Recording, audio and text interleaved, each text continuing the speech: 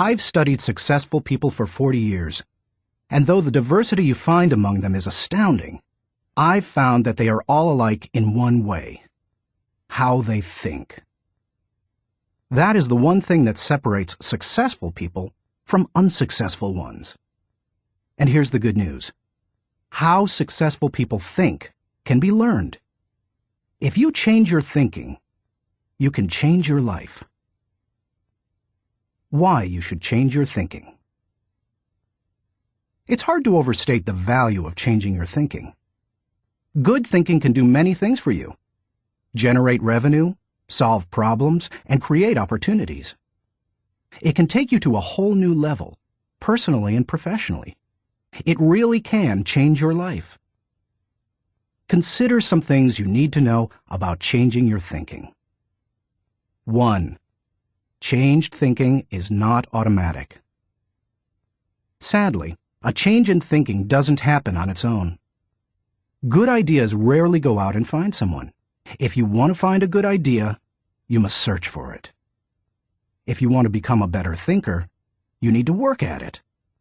And once you begin to become a better thinker, the good ideas keep coming.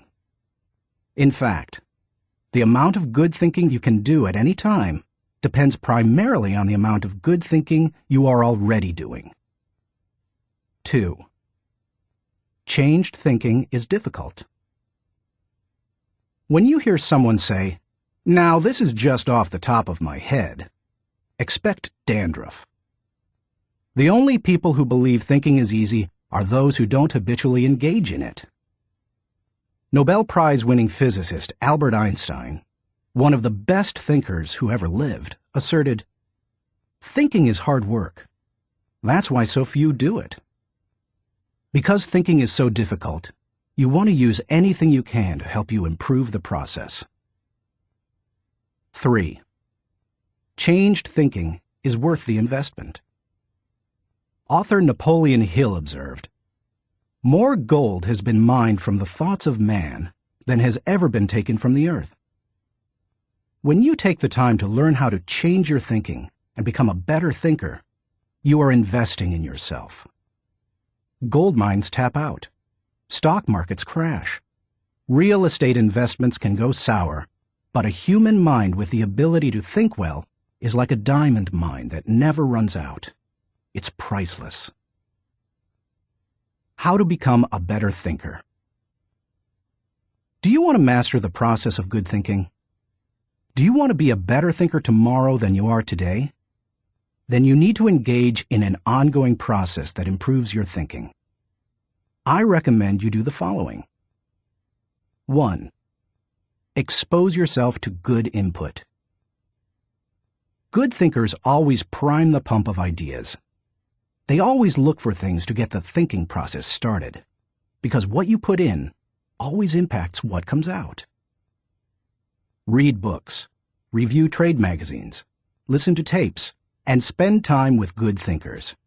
And when something intrigues you, whether it's someone else's idea or the seed of an idea that you've come up with yourself, keep it in front of you.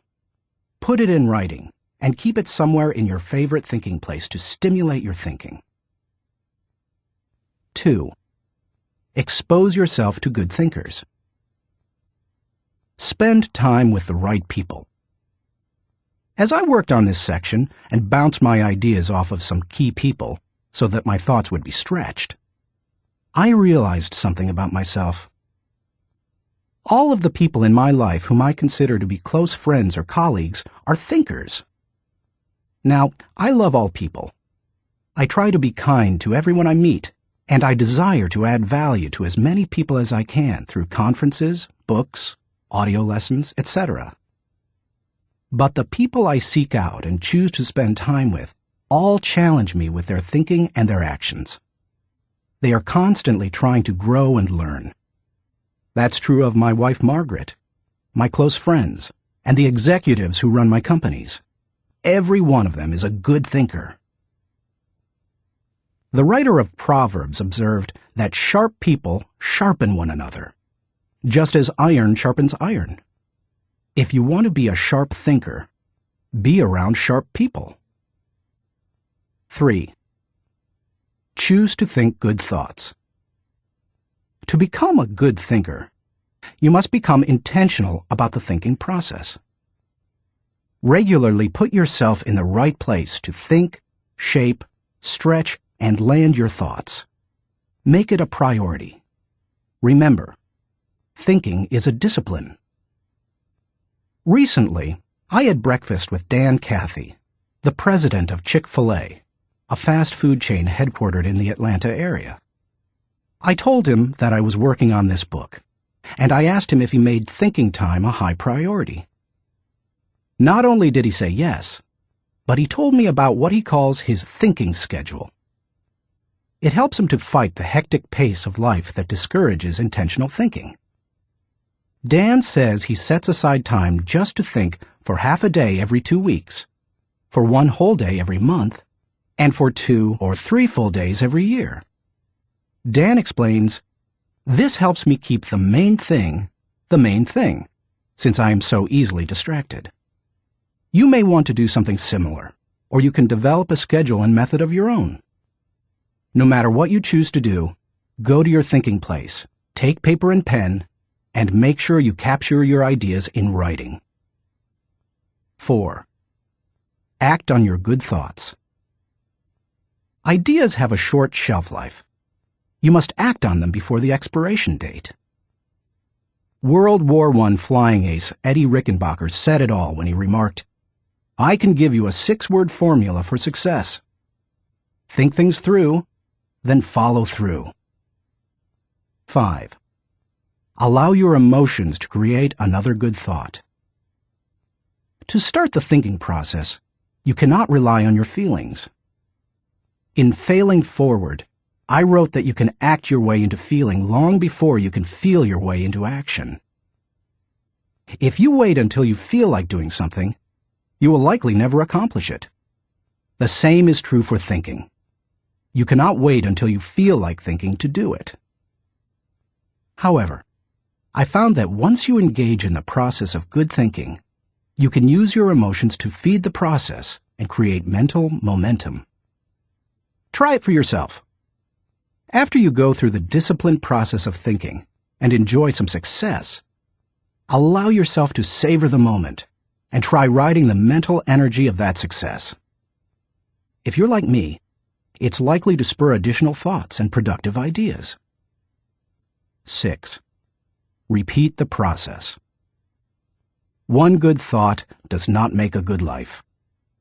The people who have one good thought and try to ride it for an entire career often end up unhappy or destitute. They are the one-hit wonders, the one-book authors, the one-message speakers, the one-time inventors who spend their life struggling to protect or promote their single idea. Success comes to those who have an entire mountain of gold that they continually mine, not those who find one nugget and try to live on it for 50 years.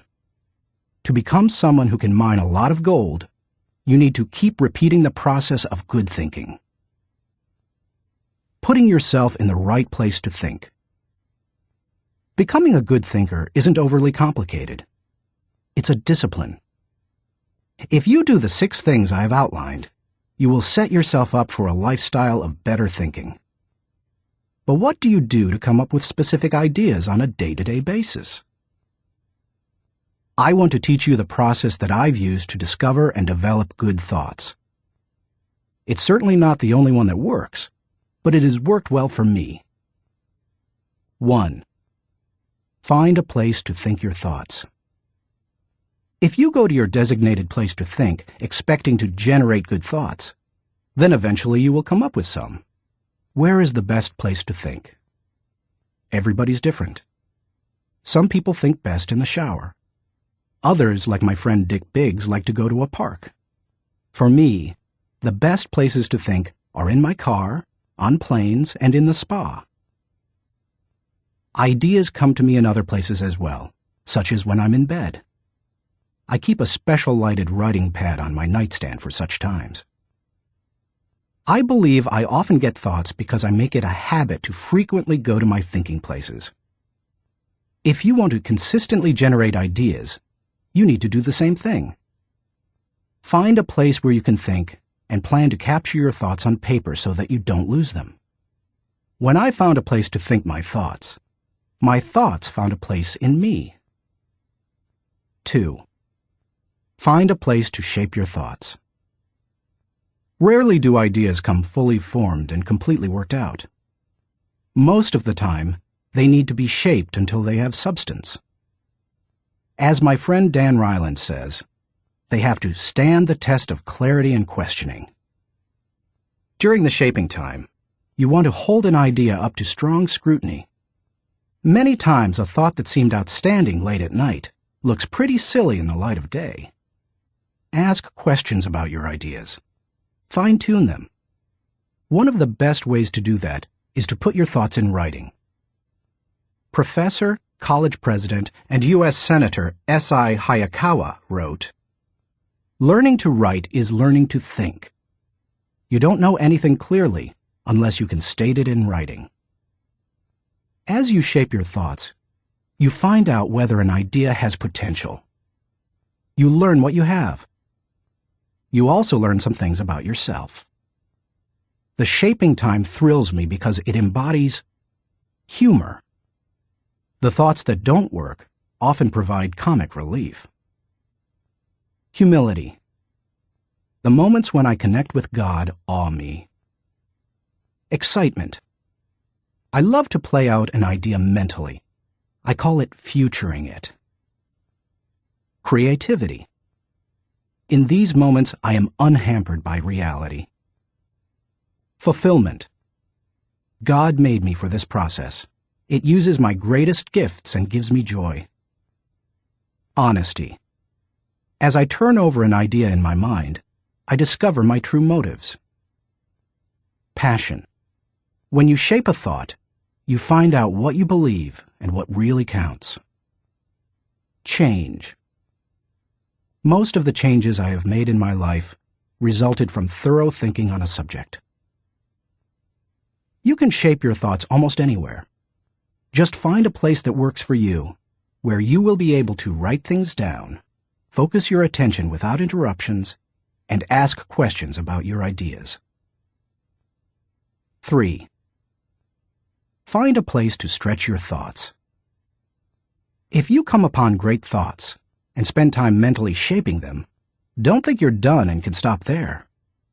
If you do, you will miss some of the most valuable aspects of the thinking process. You miss bringing others in and expanding ideas to their greatest potential. Earlier in my life, I have to admit, I was often guilty of this error. I wanted to take an idea from seed thought to solution before sharing it with anyone, even the people it would most impact. I did this both at work and at home. But over the years, I have learned that you can go much farther with a team than you can go alone. I've found a kind of formula that can help you stretch your thoughts. It says, the right thought plus the right people in the right environment at the right time for the right reason equals the right result. This combination is hard to beat. Like every person, every thought has the potential to become something great. When you find a place to stretch your thoughts, you find that potential. 4. Find a place to land your thoughts.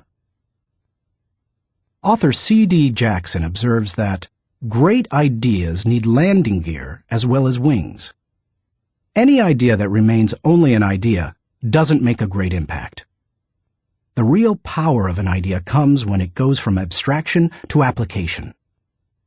Think about Einstein's theory of relativity. When he published his theories in 1905 and 1916, they were merely profound ideas. Their real power came with the development of the nuclear reactor in 1942 and the nuclear bomb in 1945. When scientists developed and implemented Einstein's ideas, the whole world changed. Likewise, if you want your thoughts to make an impact, you need to land them with others so that they can someday be implemented.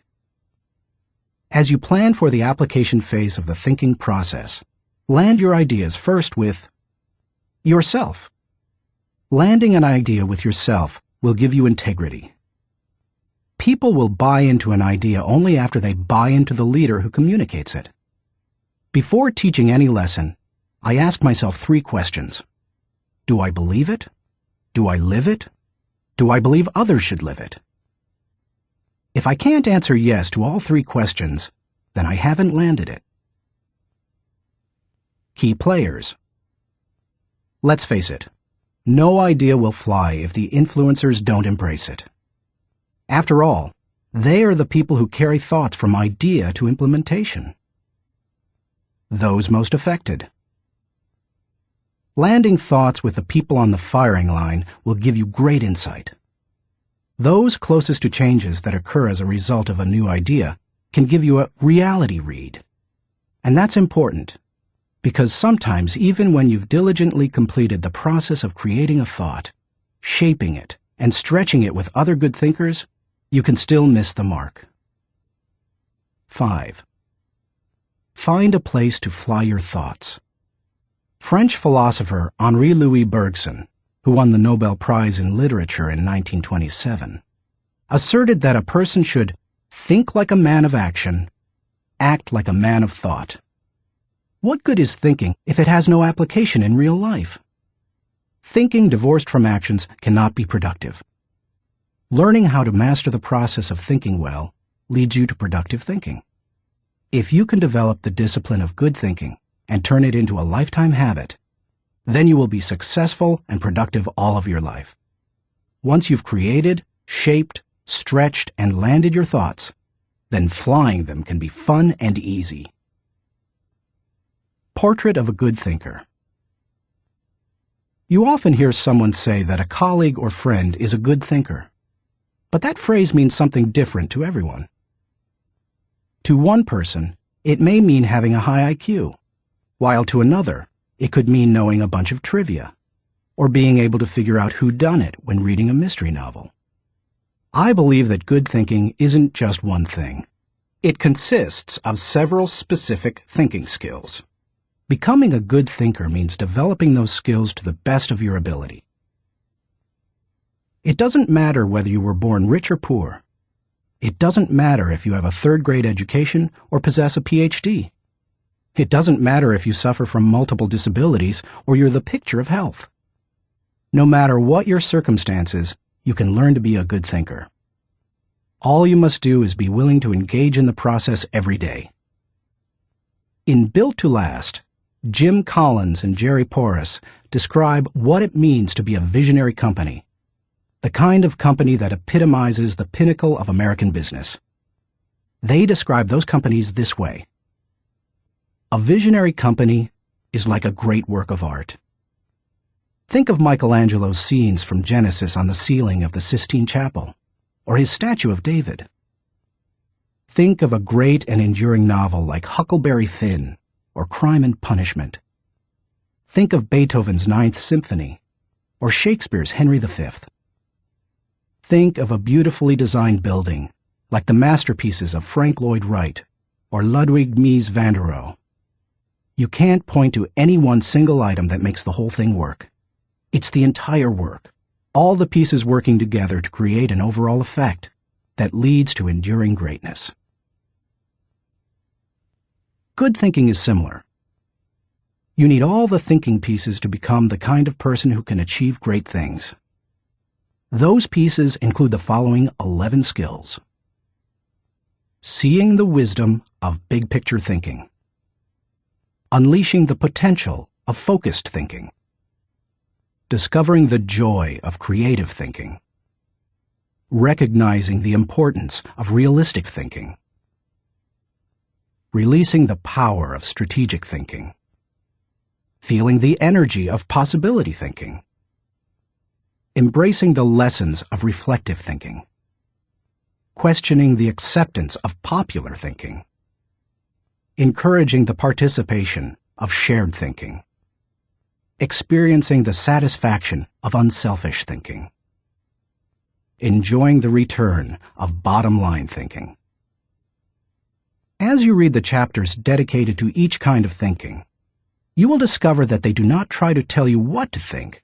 They attempt to teach you how to think. As you become acquainted with each skill, you will find that some you do well, others you don't. Learn to develop each of those kinds of thinking, and you will become a better thinker.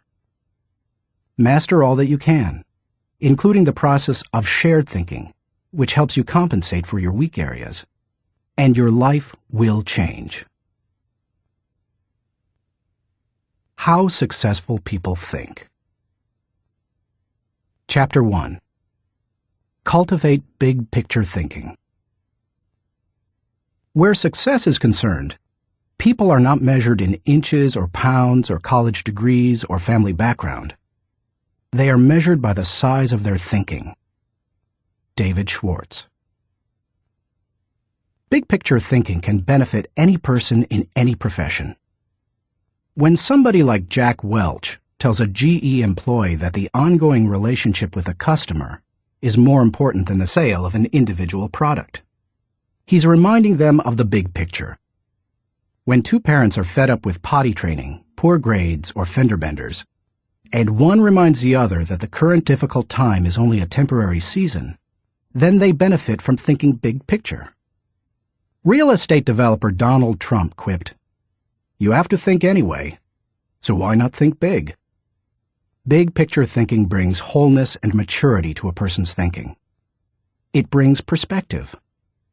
It's like making the frame of a picture bigger, in the process expanding not only what you can see, but what you are able to do.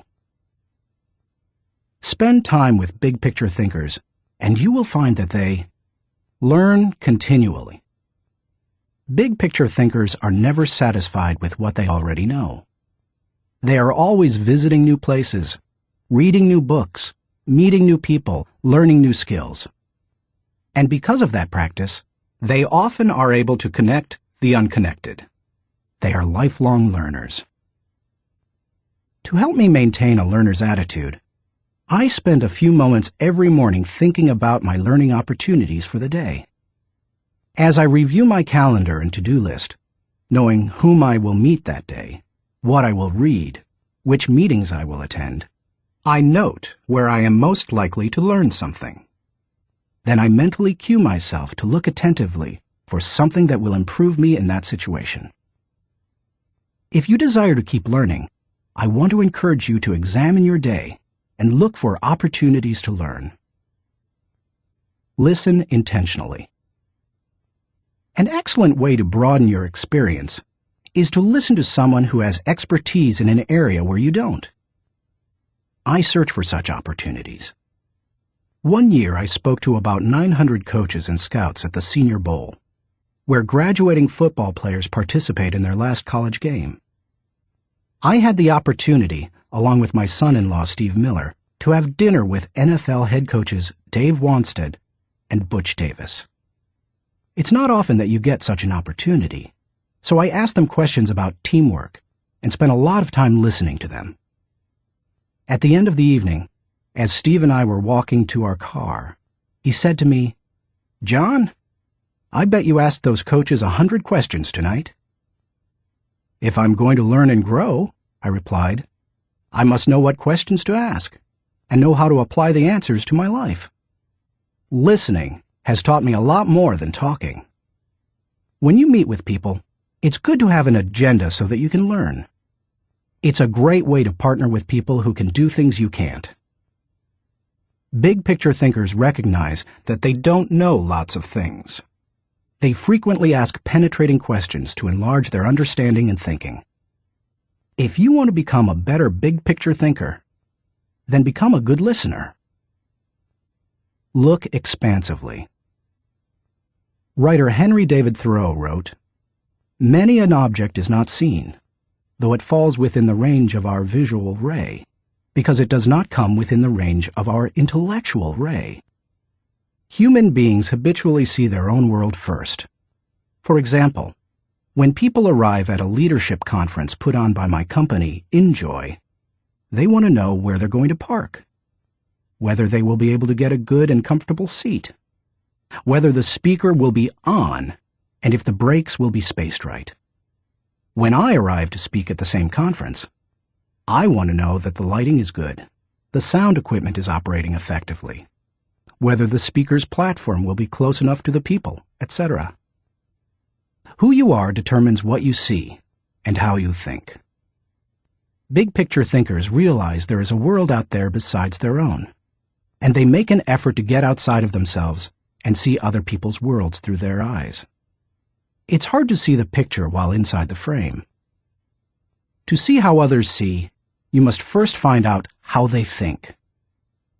Becoming a good listener certainly helps with that. So does getting over your personal agenda and trying to take the other person's perspective. Live completely. French essayist Michel de Montaigne wrote, "The value of life lies not in the length of days, but in the use we make of them. A man may live long, yet live very little. The truth is that you can spend your life any way you want, but you can spend it only once." Becoming a big picture thinker can help you to live with wholeness, to live a very fulfilling life. People who see the big picture expand their experience because they expand their world. As a result, they accomplish more than narrow-minded people, and they experience fewer unwanted surprises too, because they are more likely to see the many components involved in any given situation: issues, people, relationships, timing, and values. They are also, therefore, usually more tolerant of other people and their thinking. Why you should receive the wisdom of big picture thinking. Intuitively, you probably recognize big picture thinking as beneficial. Few people want to be closed-minded. No one sets out to be that way. But just in case you're not completely convinced, consider several specific reasons why you should make the effort to become a better big picture thinker. 1. Big picture thinking allows you to lead. You can find many big picture thinkers who aren't leaders, but you will find few leaders who are not big picture thinkers. Leaders must be able to do many important things for their people. See the vision before their people do. They also see more of it. This allows them to size up situations, taking into account many variables. Leaders who see the big picture discern possibilities as well as problems to form a foundation to build the vision. Once leaders have done that, they can sketch a picture of where the team is going, including any potential challenges or obstacles. The goal of leaders shouldn't be merely to make their people feel good, but to help them be good and accomplish the dream. The vision, shown accurately, will allow leaders to show how the future connects with the past to make the journey more meaningful. When leaders recognize this need for connection and bridge it, then they can seize the moment when the timing is right. In leadership, when to move is as important as what you do. As Winston Churchill said, "There comes a special moment in everyone's life, a moment for which that person was born. When he seizes it, it is his finest hour." Whether building roads, planning a trip, or moving in leadership, big picture thinking allows you to enjoy more success. People who are constantly looking at the whole picture have the best chance of succeeding in any endeavor. 2. Big picture thinking keeps you on target. Thomas Fuller, chaplain to Charles II of England, observed, "He that is everywhere is nowhere." To get things done, you need focus. However, to get the right things done, you also need to consider the big picture. Only by putting your daily activities in the context of the big picture will you be able to stay on target. As Alvin Toffler says, you've got to think about big things while you're doing small things, so that all the small things go in the right direction. 3. Big picture thinking allows you to see what others see. One of the most important skills you can develop in human relations is the ability to see things from the other person's point of view. It's one of the keys to working with clients, satisfying customers, maintaining a marriage, rearing children, helping those who are less fortunate, etc. All human interactions are enhanced by the ability to put yourself in another person's shoes. How? Look beyond yourself, your own interests, and your own world.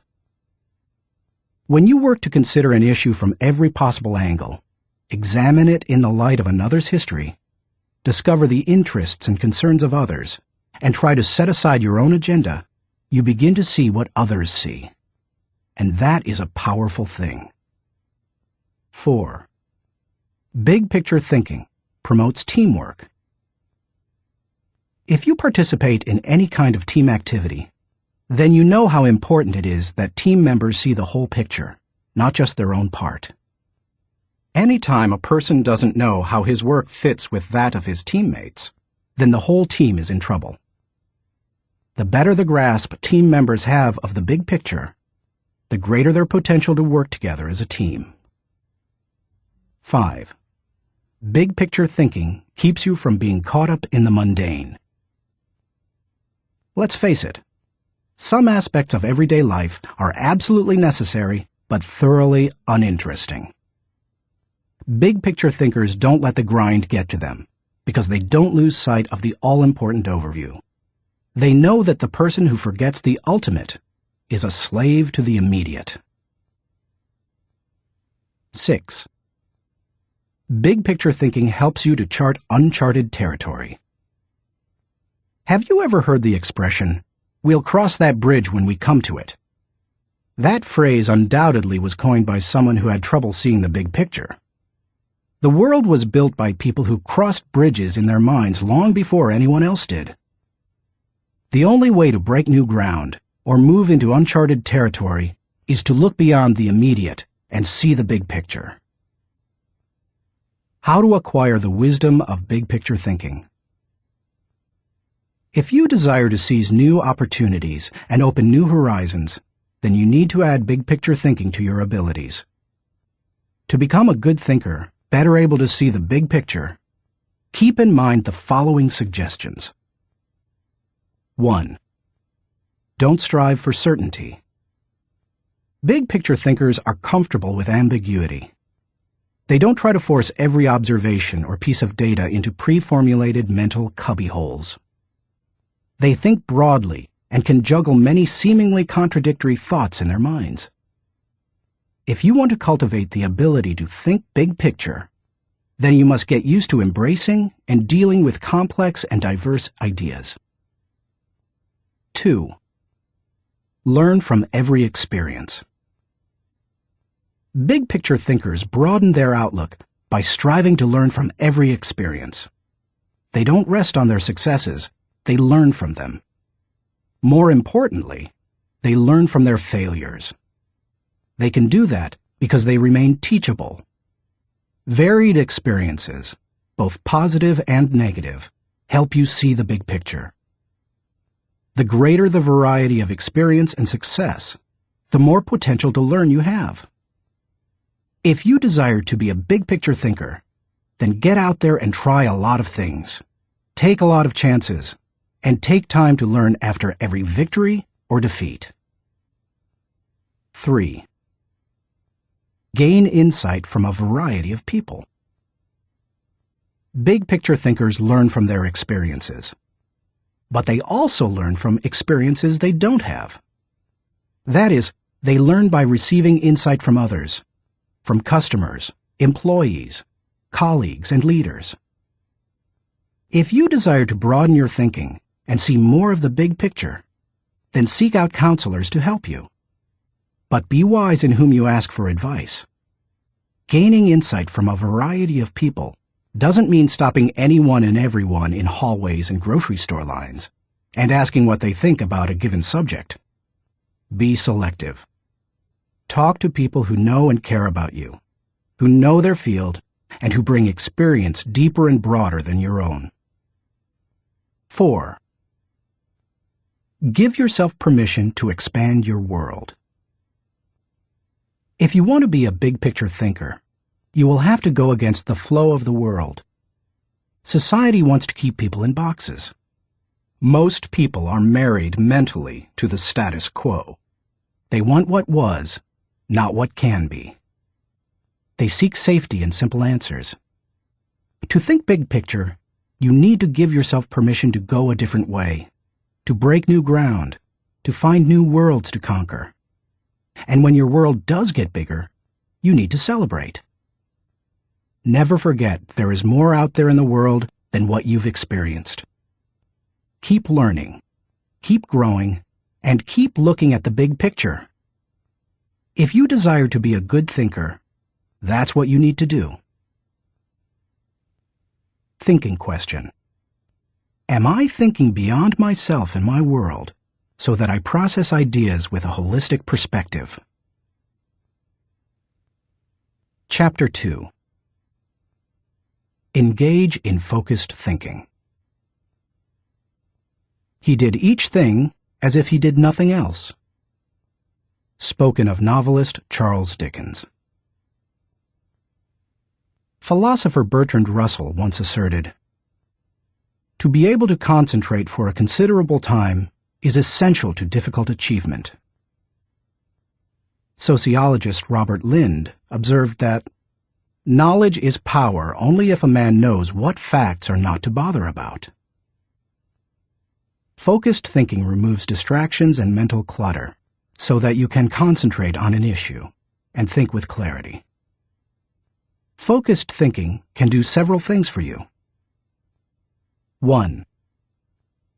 Focused thinking harnesses energy toward a desired goal. Focus can bring energy and power to almost anything, whether physical or mental.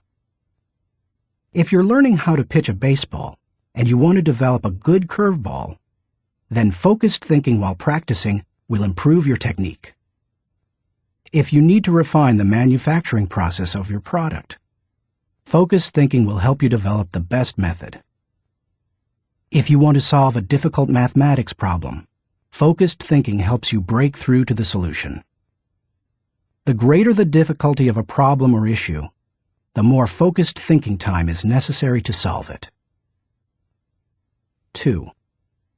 Focused thinking gives ideas time to develop.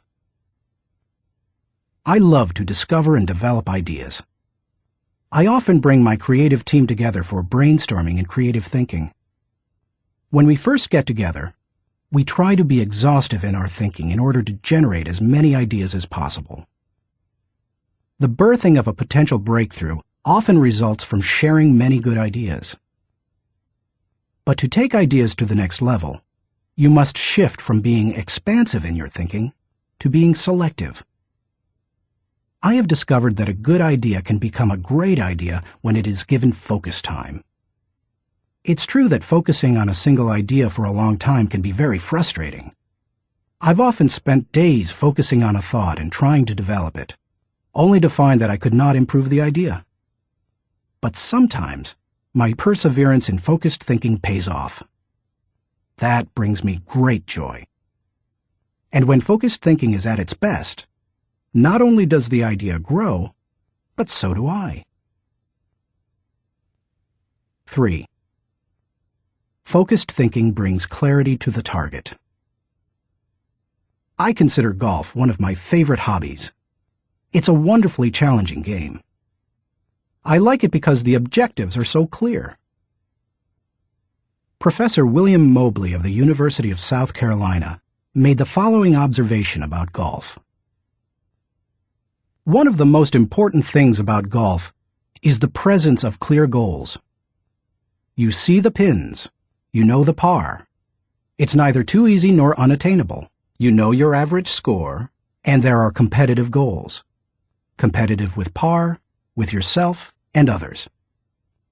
These goals give you something to shoot at. In work, as in golf, goals motivate. One time on the golf course, I followed a golfer who neglected to put the pin back in the hole after he putted. Because I could not see my target, I couldn't focus properly. My focus quickly turned to frustration and to poor play. To be a good golfer, a person needs to focus on a clear target. The same is true in thinking. Focus helps you to know the goal and to achieve it. 4. Focused thinking will take you to the next level. No one achieves greatness by becoming a generalist. You don't hone a skill by diluting your attention to its development. The only way to get to the next level is to focus. No matter whether your goal is to increase your level of play, sharpen your business plan, improve your bottom line, develop your subordinates, or solve personal problems, you need to focus. Author Harry A. Overstreet observed, "The immature mind hops from one thing to another. The mature mind seeks to follow through." Where should you focus your thinking? Does every area of your life deserve dedicated, focused thinking time? Of course, the answer is no. Be selective, not exhaustive, in your focused thinking. For me, that means dedicating in-depth thinking time to 4 areas: leadership, creativity, communication, and intentional networking. Your choices will probably differ from mine. Here are a few suggestions to help you figure them out. Identify your priorities. First, take into account your priorities for yourself, your family, and your team. Author, consultant, and award-winning thinker Edward de Bono quipped, "A conclusion is the place where you get tired of thinking." Unfortunately, many people land on priorities based on where they run out of steam. You certainly don't want to do that. Nor do you want to let others set your agenda. There are many ways to determine priorities. If you know yourself well, begin by focusing on your strengths, the things that make best use of your skills and God-given talents. You might also focus on what brings the highest return and reward. Do what you enjoy most and do best. You could use the 80-20 rule. Give 80% of your effort to the top 20%, most important, activities. Another way is to focus on exceptional opportunities that promise a huge return. It comes down to this. Give your attention to the areas that bear fruit. Discover your gifts. Not all people are self-aware and have a good handle on their own skills, gifts, and talents. They are a little like the comic strip character Charlie Brown. One day after striking out in a baseball game, he says, "Rats! I'll never be a big league player. I just don't have it. All my life I've dreamed of playing in the big leagues, but I'll never make it." To which Lucy replies, "Charlie Brown, you're thinking too far ahead. What you need to do is set more immediate goals for yourself." For a moment, Charlie Brown sees a ray of hope. "Immediate goals?" he says. "Yes," answers Lucy. "Start with the next inning. When you go out to pitch, see if you can walk out to the mound without falling down." I've met many individuals who grew up in a household full of Lucys. They received little encouragement or affirmation, and as a result, seem at a loss for direction. If you have that kind of background, you need to work extra hard to figure out what your gifts are. Take a personality profile such as DISC or Myers-Briggs. Interview positive friends and family members to see where they think you shine. Spend some time reflecting on past successes. If you're going to focus your thinking in your areas of strength, you need to know what they are. Develop your dream. If you want to achieve great things, you need to have a great dream. If you're not sure of your dream, use your focused thinking time to help you discover it. If your thinking has returned to a particular area time after time, you may be able to discover your dream there. Give it more focused time and see what happens. Once you find your dream, move forward without second-guessing. Take the advice of Satchel Paige. Don't look back. Something might be gaining on you. The younger you are, the more likely you will give your attention to many things. That's good, Because if you're young, you're still getting to know yourself, your strengths and weaknesses. If you focus your thinking on only one thing and your aspirations change, then you've wasted your best mental energy. As you get older and more experienced, the need to focus becomes more critical. The farther and higher you go, the more focused you can be, and need to be. How can you stay focused? Once you have a handle on what you should think about, you must decide how to better focus on it. Here are 5 suggestions to help you with the process. 1. Remove distractions. Removing distractions is no small matter in our current culture, but it's critical. How do you do it? First, by maintaining the discipline of practicing your priorities. Don't do easy things first, or hard things first, or urgent things first. Do first things first, the activities that give you the highest return. In that way, you keep the distractions to a minimum. Second, insulate yourself from distractions. I've found that I need blocks of time to think without interruptions. I've mastered the art of making myself unavailable when necessary and going off to my thinking place so that I can work without interruptions. Because of my responsibilities as founder of 3 companies, however, I am always aware of the tension between my need to remain accessible to others as a leader and my need to withdraw from them to think. The best way to resolve the tension is to understand the value of both activities. Walking slowly through the crowd allows me to connect with people and know their needs. Withdrawing from the crowd allows me to think of ways to add value to them. My advice to you is to place value on and give attention to both. If you naturally withdraw, then make sure to get out among people more often. If you're always on the go and rarely withdraw for thinking time, then remove yourself periodically so that you can unleash the potential of focused thinking. And wherever you are, be there. 2. Make time for focused thinking. Once you have a place to think, you need the time to think. Because of the fast pace of our culture, people tend to multitask, but that's not always a good idea. Switching from task to task can cost you up to 40% efficiency. According to researchers, if you're trying to accomplish many things at the same time, you'll get more done by focusing on one task at a time, not by switching constantly from one task to another. Years ago, I realized that my best thinking time occurs in the morning. Whenever possible, I reserve my mornings for thinking and writing. One way to gain time for focused thinking is to impose upon yourself a rule that one company implemented. Don't allow yourself to look at email until after 10 a.m. Instead, focus your energies on your number 1 priority.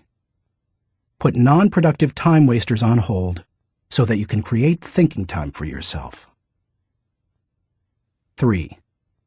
Keep items of focus before you.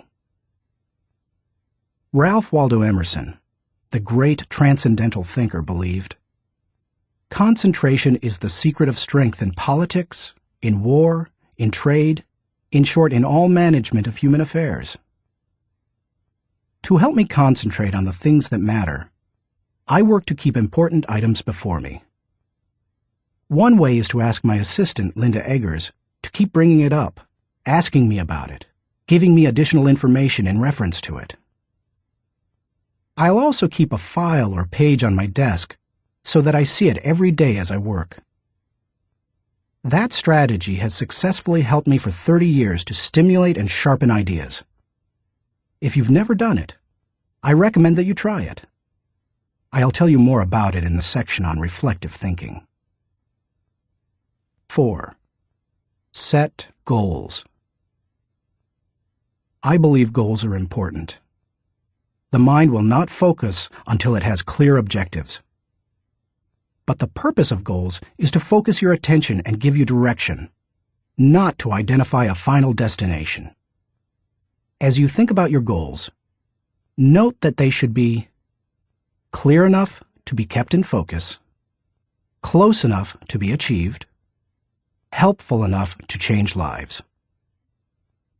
Those guidelines will get you going. And be sure to write down your goals. If they're not written, I can almost guarantee that they're not focused enough. And if you really want to make sure they're focused, take the advice of David Belasco, who says, "If you can't write your idea on the back of my business card, you don't have a clear idea." Even if you look back years from now and think your goals were too small, they will have served their purpose if they provide you with direction. 5. Question your progress. Take a good look at yourself from time to time to see whether you are actually making progress. That is the most accurate measure of whether you are making the best use of focused thinking. Ask yourself, am I seeing a return for my investment of focused thinking time? Is what I am doing getting me closer to my goals? Am I headed in a direction that helps me to fulfill my commitments, maintain my priorities, and realize my dreams? What are you giving up to go up? No one can go to the highest level and remain a generalist. My dad used to say, "Find the one thing you do well and don't do anything else." I've found that to do well at a few things, I've had to give up many things. As I worked on this chapter, I spent some time reflecting on the kinds of things I've given up. Here are the main ones.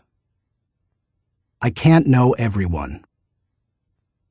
I love people, and I'm outgoing. Put me into a room full of people and I feel energized. So it goes against my grain to restrict myself from spending time with lots of people. To compensate for that, I've done a couple of things. First, I've chosen a strong inner circle of people. They not only provide tremendous professional help, but they also make life's journey much more pleasant. Second, I ask certain friends to catch me up on what's happening in the lives of other friends. I usually do that when I'm traveling and can't block out the time I would need for focused thinking. I can't do everything. There are only a few exceptional opportunities in any person's lifetime. That's why I strive for excellence in a few things rather than a good performance in many. That's cost me. Because of my workload, I also have to skip doing many things that I would love to do. For example, every week I hand off projects that I think would be fun to do myself. I practice the 10-80-10 principle with the people to whom I'm delegating a task. I help with the first 10% by casting vision, laying down parameters, providing resources, and giving encouragement. Then, once they've done the middle 80%, I come alongside them again and help them take whatever it is the rest of the way, if I can. I call it putting the cherry on top. I can't go everywhere. Every conference speaker and author has to travel a lot. Before I began doing much speaking, that seemed like a glamorous life. But after logging several million miles, I know what kind of a toll it can take. Ironically, I still love traveling for pleasure with my wife Margaret. It's one of our great joys. She and I could take 10 vacations a year and enjoy every one of them. Yet we can't because so much of my time is consumed doing what I was called to do: help people to grow personally and to develop as leaders. I can't be well-rounded. Being focused also keeps me from being well-rounded. I tell people, 99% of everything in life I don't need to know about. I try to focus on the 1% that gives me the highest return. And of the remaining 99, Margaret keeps me aware of whatever I need to know. It's one of the ways I keep from getting totally out of balance in my life. Being willing to give up some of the things you love in order to focus on what has the greatest impact isn't an easy lesson to learn. But the earlier you embrace it, the sooner you can dedicate yourself to excellence in what matters most. Thinking question. Am I dedicated to removing distractions and mental clutter so that I can concentrate with clarity on the real issue? Chapter 3. Harness Creative Thinking. The joy is in creating, not maintaining.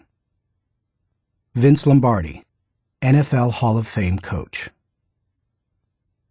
Creativity is pure gold, no matter what you do for a living. Annette Moser-Wellman, author of The 5 Faces of Genius, asserts, "The most valuable resource you bring to your work and to your firm is your creativity. More than what you get done, more than the role you play, more than your title, more than your output, it's your ideas that matter." Despite the importance of a person's ability to think with creativity, few people seem to possess the skill in abundance. If you're not as creative as you would like to be, you can change your way of thinking. Creative thinking isn't necessarily original thinking. In fact, I think people mythologize original thought. Most often, creative thinking is a composite of other thoughts discovered along the way. Even the great artists, whom we consider highly original, learned from their masters, modeled their work on that of others, and brought together a host of ideas and styles to create their own work. Study art, and you will see threads that run through the work of all artists and artistic movements, connecting them to other artists who went before them. Characteristics of creative thinkers. Perhaps you're not even sure what I mean when I ask whether you are a creative thinker. Consider some characteristics that creative thinkers have in common. Creative thinkers value ideas. Annette Moser-Wellman observes, "Highly creative people are dedicated to ideas. They don't rely on their talent alone. They rely on their discipline. Their imagination is like a second skin. They know how to manipulate it to its fullest." Creativity is about having ideas, lots of them. You will have ideas only if you value ideas. Creative thinkers explore options. I've yet to meet a creative thinker who didn't love options. Exploring a multitude of possibilities helps to stimulate the imagination, and imagination is crucial to creativity. As Albert Einstein put it, imagination is more important than knowledge. People who know me well will tell you that I place a very high value on options. Why? Because they provide the key to finding the best answer, not the only answer. Good thinkers come up with the best answers. They create backup plans that provide them with alternatives. They enjoy freedom that others do not possess, and they will influence and lead others. Creative thinkers embrace ambiguity. Writer H.L. Mencken said, "It is the dull man who is always sure, and the sure man who is always dull." Creative people don't feel the need to stamp out uncertainty. They see all kinds of inconsistencies and gaps in life, and they often take delight in exploring those gaps, or in using their imagination to fill them in. Creative thinkers celebrate the offbeat. Creativity, by its very nature, often explores off the beaten path and goes against the grain. Diplomat and longtime president of Yale University, Kingman Brewster, said, "There is a correlation between the creative and the screwball, so we must suffer the screwball gladly." To foster creativity in yourself or others, be willing to tolerate a little oddness. Creative thinkers connect the unconnected. Because creativity utilizes the ideas of others, there's great value in being able to connect one idea to another, especially to seemingly unrelated ideas. Graphic designer Tim Hansen says, "Creativity is especially expressed in the ability to make connections, to make associations, to turn things around and express them in a new way. Creating additional thoughts is like taking a trip in your car. You may know where you are going, but only as you move toward your destination can you see and experience things in a way not possible before you started. Creative thinking works something like this. Think, then collect, then create, then correct, then connect. Once you begin to think, you are free to collect. You ask yourself, what material relates to this thought? Once you have the material, you ask, what ideas can make the thought better? That can start to take an idea to the next level. After that, you can correct or refine it by asking, what changes can make these ideas better? Finally, you connect the ideas by positioning them in the right context to make the thought complete and powerful. Creative thinkers don't fear failure. Creativity demands the ability to be unafraid of failure, because creativity equals failure. You may be surprised to hear such a statement, but it's true. Charles Frankel asserts that anxiety is the essential condition of intellectual and artistic creation. Creativity requires a willingness to look stupid. It means getting out on a limb, knowing that the limb often breaks. Creative people know these things and still keep searching for new ideas. They just don't let the ideas that don't work prevent them from coming up with more ideas that do work. Why you should discover the joy of creative thinking. Creativity can improve a person's quality of life. Here are 5 specific things creative thinking has the potential to do for you. 1. Creative thinking adds value to everything. Wouldn't you enjoy a limitless reservoir of ideas that you could draw upon at any time? That's what creative thinking gives you. For that reason, no matter what you are currently able to do, creativity can increase your capabilities. Creativity is being able to see what everybody else has seen and think what nobody else has thought, so that you can do what nobody else has done. Sometimes, creative thinking lies along the lines of invention, where you break new ground. Other times, it moves along the lines of innovation, which helps you to do old things in a new way. But either way, it's seeing the world through sufficiently new eyes so that new solutions appear. That always adds value. 2. Creative thinking compounds. Over the years, I've found that creative thinking is hard work, but creative thinking compounds, given enough time and focus. Perhaps more than any other kind of thinking, creative thinking builds on itself and increases the creativity of the thinker. Poet Maya Angelou observed, "You can't use up creativity. The more you use, the more you have." Sadly, too often creativity is smothered rather than nurtured. There has to be a climate in which new ways of thinking, perceiving, questioning are encouraged. If you cultivate creative thinking in an environment that nurtures creativity, there's no telling what kind of ideas you can come up with. I'll talk more on that later. 3. Creative thinking draws people to you and your ideas. Creativity is intelligence having fun. People admire intelligence, and they are always attracted to fun, so the combination is fantastic. If anyone could be said to have fun with his intelligence, it was Leonardo da Vinci. The diversity of his ideas and expertise staggers the mind. He was a painter, architect, sculptor, anatomist, musician, inventor, and engineer. The term Renaissance man was coined because of him. Just as people were drawn to Da Vinci and his ideas during the Renaissance, they are drawn to creative people today. If you cultivate creativity, you will become more attractive to other people, and they will be drawn to you. 4. Creative thinking helps you learn more. Author and creativity expert Ernie Zielinski says, "Creativity is the joy of not knowing it all. The joy of not knowing it all refers to the realization that we seldom, if ever, have all the answers. We always have the ability to generate more solutions to just about any problem. Being creative is being able to see or imagine a great deal of opportunity to life's problems.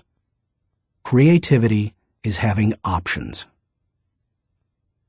It almost seems too obvious to say, but if you are always actively seeking new ideas, you will learn. Creativity is teachability. It's seeing more solutions than problems. And the greater the quantity of thoughts, the greater the chance for learning something new. 5. Creative thinking challenges the status quo. If you desire to improve your world, or even your own situation, then creativity will help you. The status quo and creativity are incompatible. Creativity and innovation always walk hand in hand. How to discover the joy of creative thinking. At this point, you may be saying, "Okay, I'm convinced that creative thinking is important. But how do I find the creativity within me? How do I discover the joy of creative thought?" Here are 5 ways to do it. 1. Remove creativity killers. Economics professor and humor author Stephen Leacock said, "Personally, I would sooner have written Alice in Wonderland than the whole Encyclopedia Britannica." He valued the warmth of creativity over cold facts. If you do too, then you need to eliminate attitudes that devalue creative thinking. Take a look at the following phrases. They are almost guaranteed to kill creative thinking anytime you hear or think them. "I'm not a creative person." "Follow the rules." "Don't ask questions." "Don't be different." "Stay within the lines." "There is only one way." "Don't be foolish." Be practical. Be serious. Think of your image. That's not logical. It's not practical. It's never been done. It can't be done. It didn't work for them. We tried that before. It's too much work. We can't afford to make a mistake. It will be too hard to administer. We don't have the time. We don't have the money. Yes, but play is frivolous. Failure is final. If you think you have a great idea, don't let anyone talk you out of it, even if it sounds foolish. Don't let yourself or anyone else subject you to creativity killers. After all, you can't do something new and exciting if you force yourself to stay in the same old rut. Don't just work harder at the same old thing. Make a change. 2. Think creatively by asking the right questions. Creativity is largely a matter of asking the right questions. Management trainer Sir Anthony Jay said, "The uncreative mind can spot wrong answers, but it takes a creative mind to spot wrong questions." Wrong questions shut down the process of creative thinking.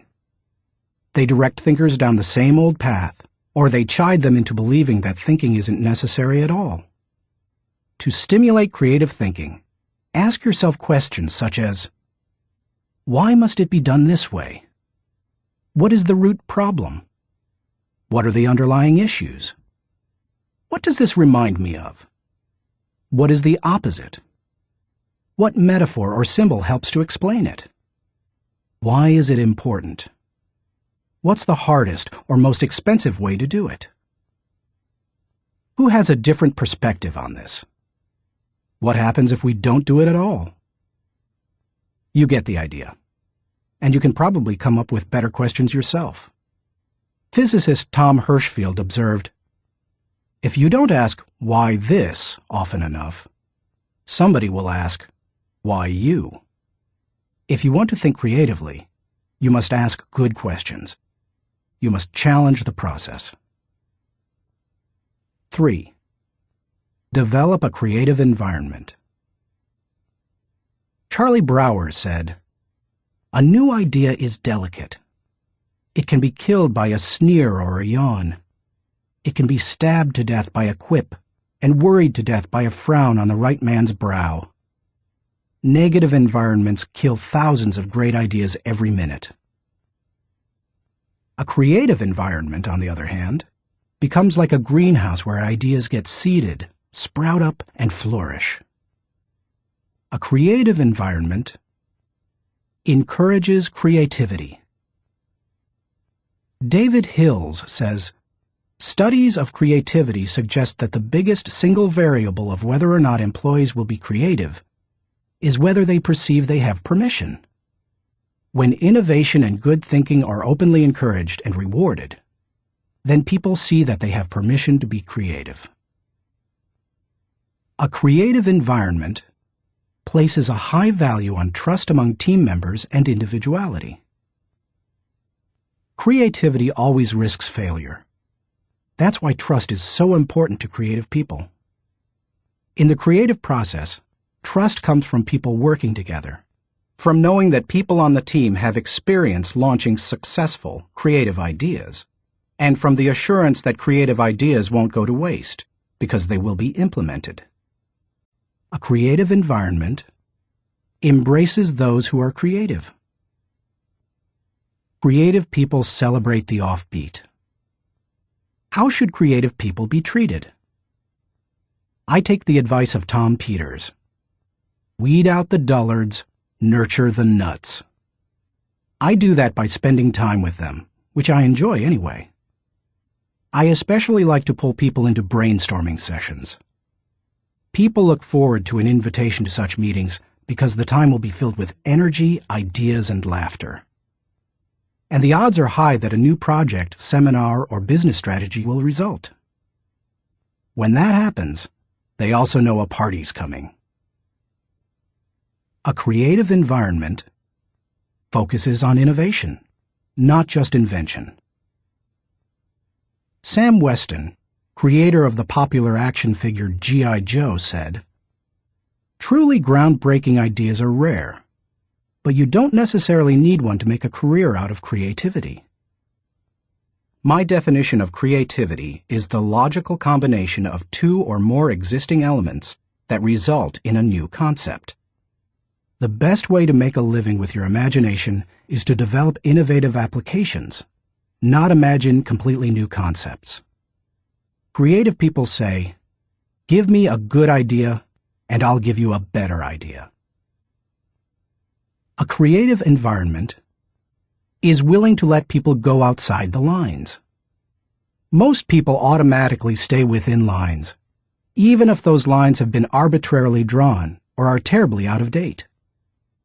Remember, most limitations we face are not imposed on us by others. We place them on ourselves. Lack of creativity often falls into that category.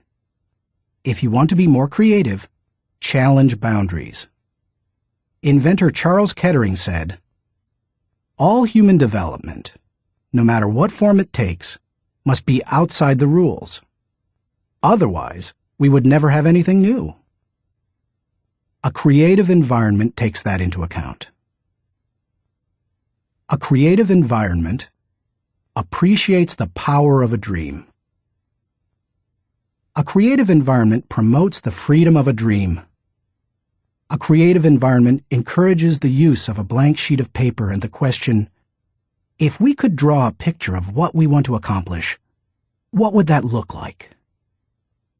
A creative environment allowed Martin Luther King Jr. to speak with passion and declare to millions, "I have a dream," not "I have a goal."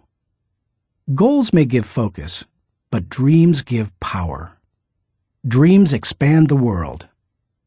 That is why James Allen suggested that dreamers are the saviors of the world. The more creativity-friendly you can make your environment, the the more potential it has to become creative. 4.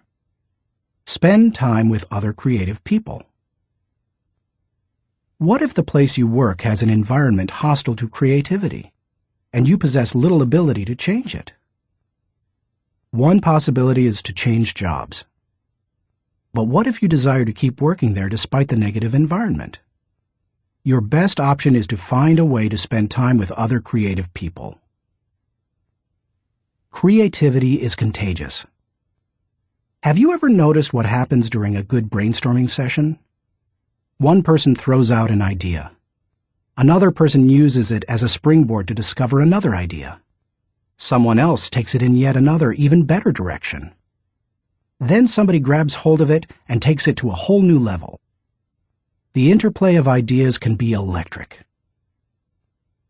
I have a strong group of creative individuals in my life. I make sure to spend regular time with them. When I leave them, I always feel energized. I'm full of ideas, and I see things differently. They truly are indispensable to my life. It's a fact that you begin to think like the people you spend a lot of time with. The more time you can spend with creative people, engaging in creative activities, the more creative you will become. 5. Get out of your box. Actress Katharine Hepburn remarked, "If you obey all the rules, you will miss all the fun." While I don't think it's necessary to break all the rules, many are in place to protect us, I do think it's unwise to allow self-imposed limitations to hinder us. Creative thinkers know that they must repeatedly break out of the box of their own history and personal limitations in order to experience creative breakthroughs. The most effective way to help yourself get out of the box is to expose yourself to new paradigms. One way you can do that is by traveling to new places. Explore other cultures, countries, and traditions. Find out how people very different from you live and think. Another is to read on new subjects. I'm naturally curious and love to learn, but I still have a tendency to read books only on my favorite subjects, such as leadership. I sometimes have to force myself to read books that broaden my thinking, because I know it's worth it. If you want to break out of your own box, get into somebody else's. Read broadly. Many people mistakenly believe that if individuals aren't born with creativity, they will never be creative. But you can see from the many strategies and examples I've given that creativity can be cultivated in the right supportive environment. Thinking question. Am I working to break out of my box of limitations so that I explore ideas and options to experience creative breakthroughs? Chapter 4. Employ realistic thinking. The first responsibility of a leader is to define reality. Max Dupree, Chairman of the Board of Herman Miller Incorporated. As anyone knows who's been out of school for a few years, there's usually a huge gap between a college education and the reality of the working world. Honestly, early in my career, I went out of my way to avoid too much realistic thinking because I thought it would interfere with my creative thinking.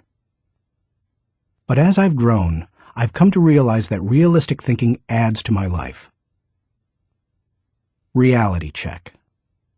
Reality is the difference between what we wish and what is.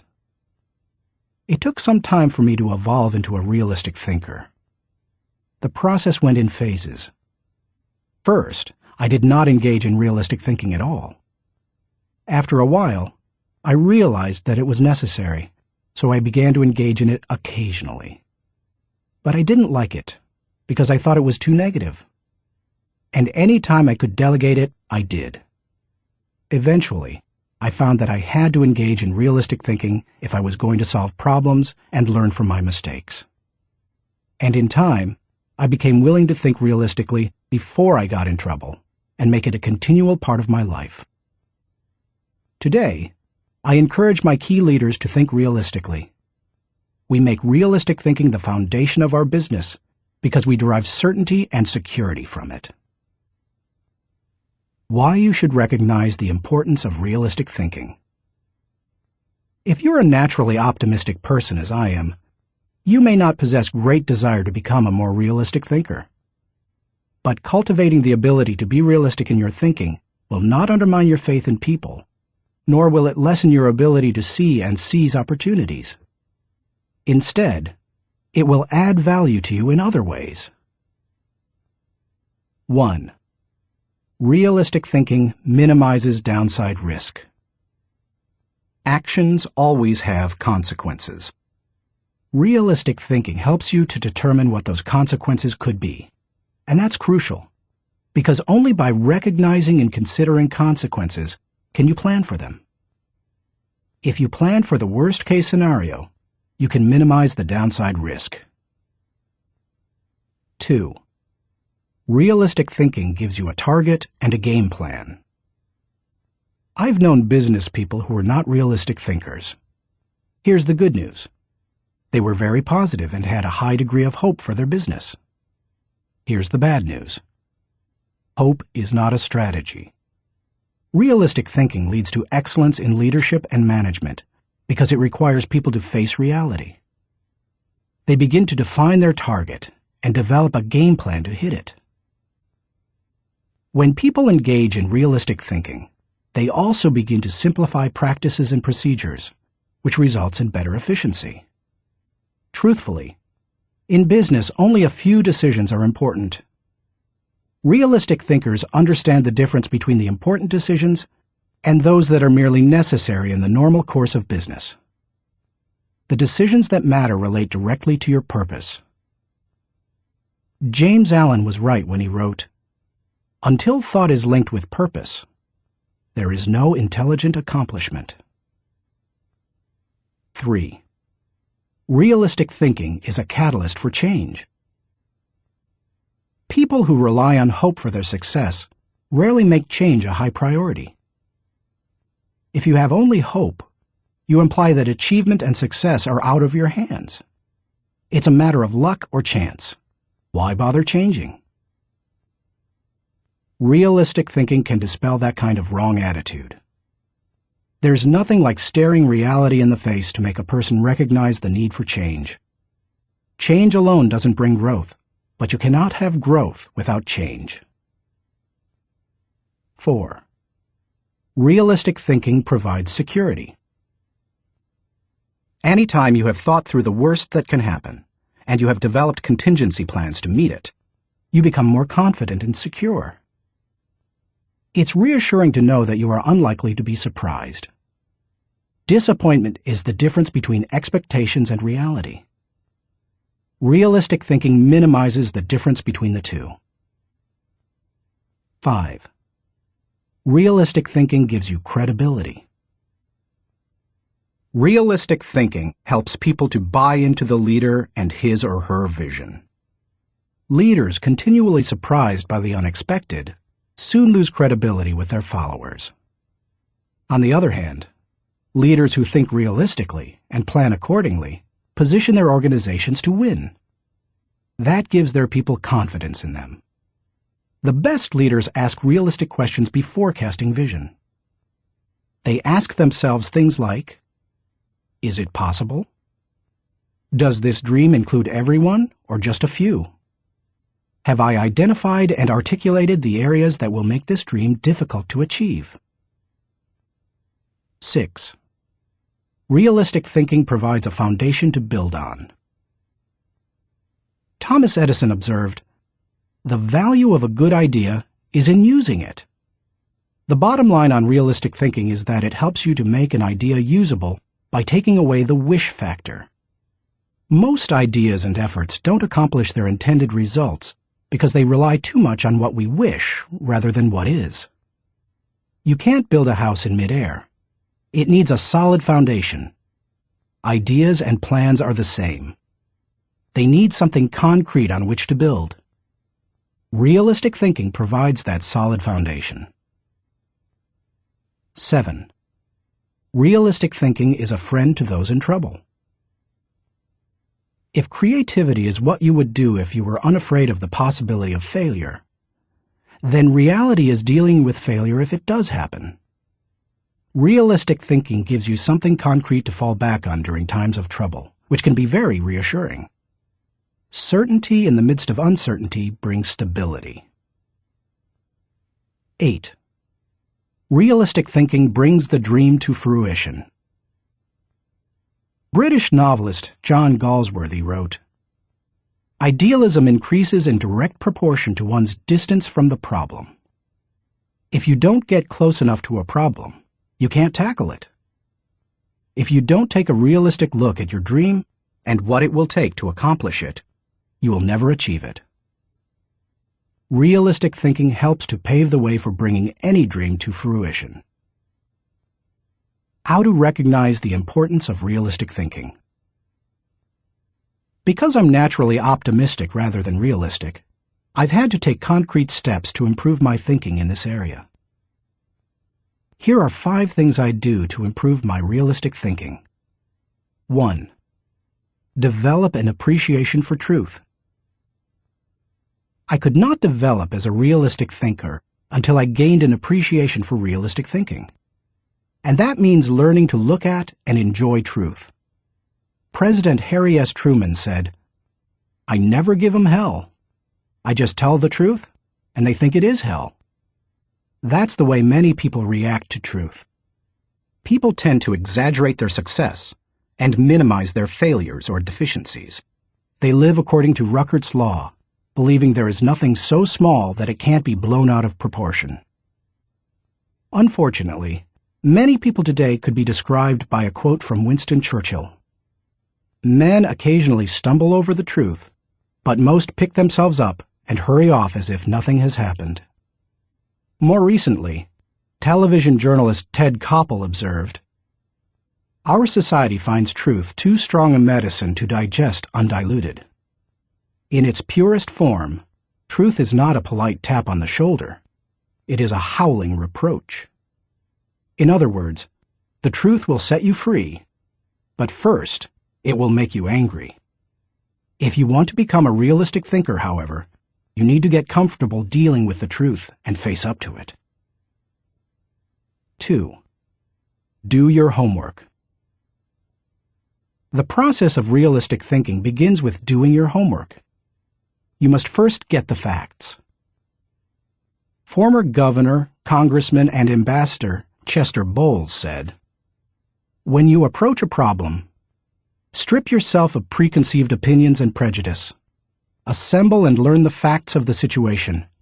Make the decision which seems to you to be the most honest, and then stick to it. It doesn't matter how sound your thinking is if it's based on faulty data or assumptions. You can't think well in the absence of facts, or in the presence of poor information. You can also find out what others have done in similar circumstances.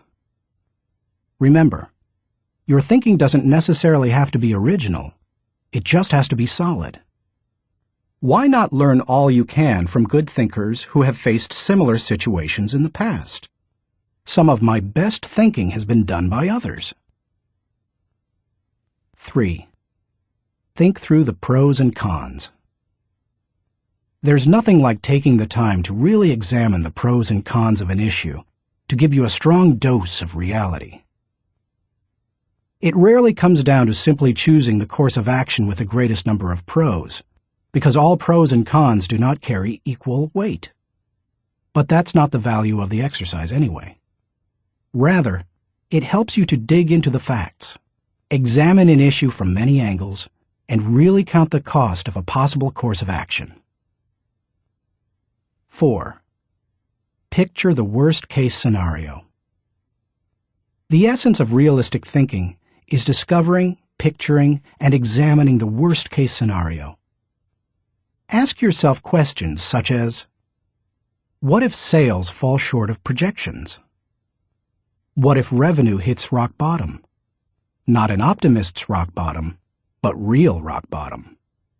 What if we don't win the account? What if the client doesn't pay us? What if we have to do the job short-handed? What if our best player gets sick? What if all the colleges reject my application? What if the market goes belly up? What if the volunteers quit? What if nobody shows up? You get the idea. The point is that you need to think about worst-case possibilities, whether you are running a business, leading a department, pastoring a church, coaching a team, or planning your personal finances. Your goal isn't to be negative or to expect the worst, just to be ready for it in case it happens.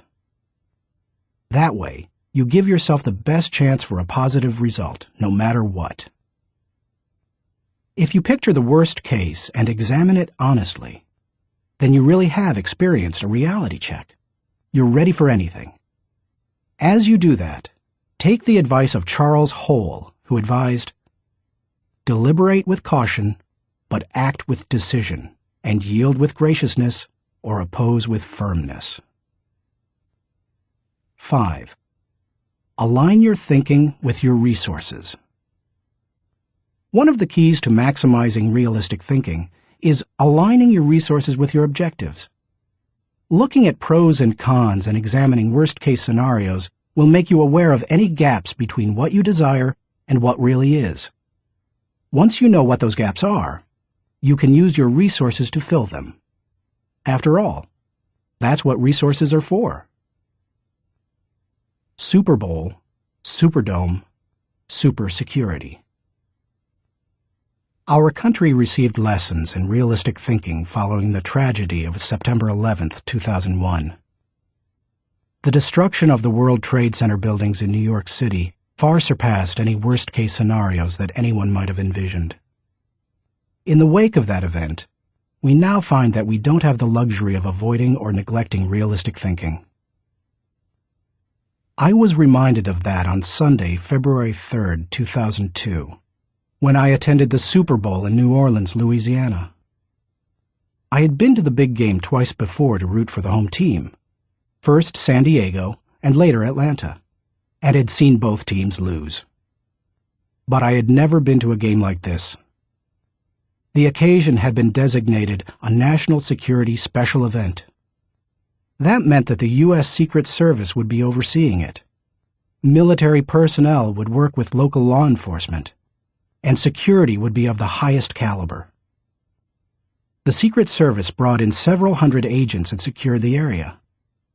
In preparation for the game, access to the Superdome was highly restricted, with intensified screening. Officials blocked off roads, closed the nearby interstate, and designated the area a no-fly zone. We arrived early at the Dome. Officials suggested fans arrive up to 5 hours ahead of game time, and we immediately saw evidence of the precautionary measures. 8-foot fences surrounded the whole area, and concrete barriers prevented unauthorized vehicles from getting close to the building. We could see sharpshooters positioned at various locations, including on the roof of some adjacent buildings. When we reached a gate, police officers and security personnel patted us down and examined everyone's belongings. After that, they directed us to go through metal detectors. Only then did they allow us into the stadium. That's all well and good, you may be saying, but what would have happened had there been a terrorist attack? The Secret Service had that covered too, because they had prepared for the worst-case scenario. Evacuation plans had been put into place, and personnel at the Superdome had been drilled to make sure everyone knew what to do in case of an emergency. New Orleans Mayor Mark Morial said the day before the Super Bowl, "We want to send a message to all visitors that New Orleans is going to be the safest place in America." We got the message. We didn't feel the least bit worried. That's what happens when leaders recognize the importance of realistic thinking. Thinking question. Am I building a solid mental foundation on facts so that I can think with certainty? Chapter 5. Utilize strategic thinking. Most people spend more time planning their summer vacation than planning their lives. Source unknown. When you hear the words strategic thinking, what comes to mind? Do visions of business plans dance in your head? Do you conjure up marketing plans, the kind that can turn a company around? Perhaps you contemplate global politics, or you recall some of history's greatest military campaigns. Hannibal crossing the Alps to surprise the Roman army, Charlemagne's conquest of Western Europe, or the Allies' D-Day invasion of Normandy. Perhaps, but strategy doesn't have to be restricted to military action, or even to business. Strategic thinking can make a positive impact on any area of life. Plan your life, live your plan. I've observed that most people try to plan their lives one day at a time. They wake up, make up their to-do list, and dive into action. Although some people aren't even that strategic. Fewer individuals plan their lives 1 week at a time. They review their calendar for the week, check their appointments, review their goals, and then get to work. They generally outachieve most of their daily planning colleagues. I try to take planning one step further. At the beginning of every month, I spend half a day working on my calendar for the next 40 days. 40 days works for me rather than just 30. That way, I get a jump on the next month and don't get surprised. I begin by reviewing my travel schedule and planning activities with my family. Then I review what projects, lessons, and other objectives I want to accomplish during those 5 to 6 weeks. Then I start blocking out days and times for thinking, writing, working, meeting with people, etc. I set times to do fun things, such as seeing a show, watching a ball game, or playing golf. I also set aside small blocks of time to compensate for the unexpected. By the time I'm done, I can tell you nearly everything I'll be doing almost hour by hour during the coming weeks. This strategy is one of the reasons I have been able to accomplish much. Why you should release the power of strategic thinking. Strategic thinking helps me to plan, to become more efficient, to maximize my strengths, and to find the most direct path toward achieving any objective. The benefits of strategic thinking are numerous. Here are a few of the reasons you should adopt it as one of your thinking tools. 1. Strategic thinking simplifies the difficult. Strategic thinking is really nothing more than planning on steroids. Spanish novelist Miguel de Cervantes said, "The man who is prepared has his battle half fought." Strategic thinking takes complex issues and long-term objectives, which can be very difficult to address, and breaks them down into manageable sizes. Anything becomes simpler when it has a plan. Strategic thinking can also help you simplify the management of everyday life. I do that by using systems, which are nothing more than good strategies repeated. I am well known among pastors and other speakers for my filing system. Writing a lesson or speech can be difficult, but because I use my system to file quotes, stories, and articles, when I need something to flesh out or illustrate a point, I simply go to one of my 1,200 files and find a good piece of material that works. Just about any difficult task can be made simpler with strategic thinking. 2. Strategic thinking prompts you to ask the right questions. Do you want to break down complex or difficult issues? Then ask questions. Strategic thinking forces you through this process. Take a look at the following questions developed by my friend Bob Beal, the author of Master Planning. Direction. What should we do next? Why? Organization. Who is responsible for what? Who is responsible for whom? Do we have the right people in the right places? Cash. What is our projected income, expense, net? Can we afford it? How can we afford it? Tracking. Are we on target? Overall evaluation. Are we achieving the quality we expect and demand of ourselves? Refinement. How can we be more effective and more efficient, move toward the ideal? These may not be the only questions you need to ask to begin formulating a strategic plan, but they are certainly a good start. 3. Strategic thinking prompts customization. General George S. Patton observed, "Successful generals make plans to fit circumstances, but do not try to create circumstances to fit plans." All good strategic thinkers are precise in their thinking. They try to match the strategy to the problem, because strategy isn't a one-size-fits-all proposition. Sloppy or generalized thinking is an enemy of achievement. The intention to customize in strategic thinking forces a person to go beyond vague ideas and engage in specific ways to go after a task or problem. It sharpens the mind. 4. Strategic thinking prepares you today for an uncertain tomorrow. Strategic thinking is the bridge that links where you are to where you want to be. It gives direction and credibility today and increases your potential for success tomorrow. It is, as Mary Webb suggests, like saddling your dreams before you ride them.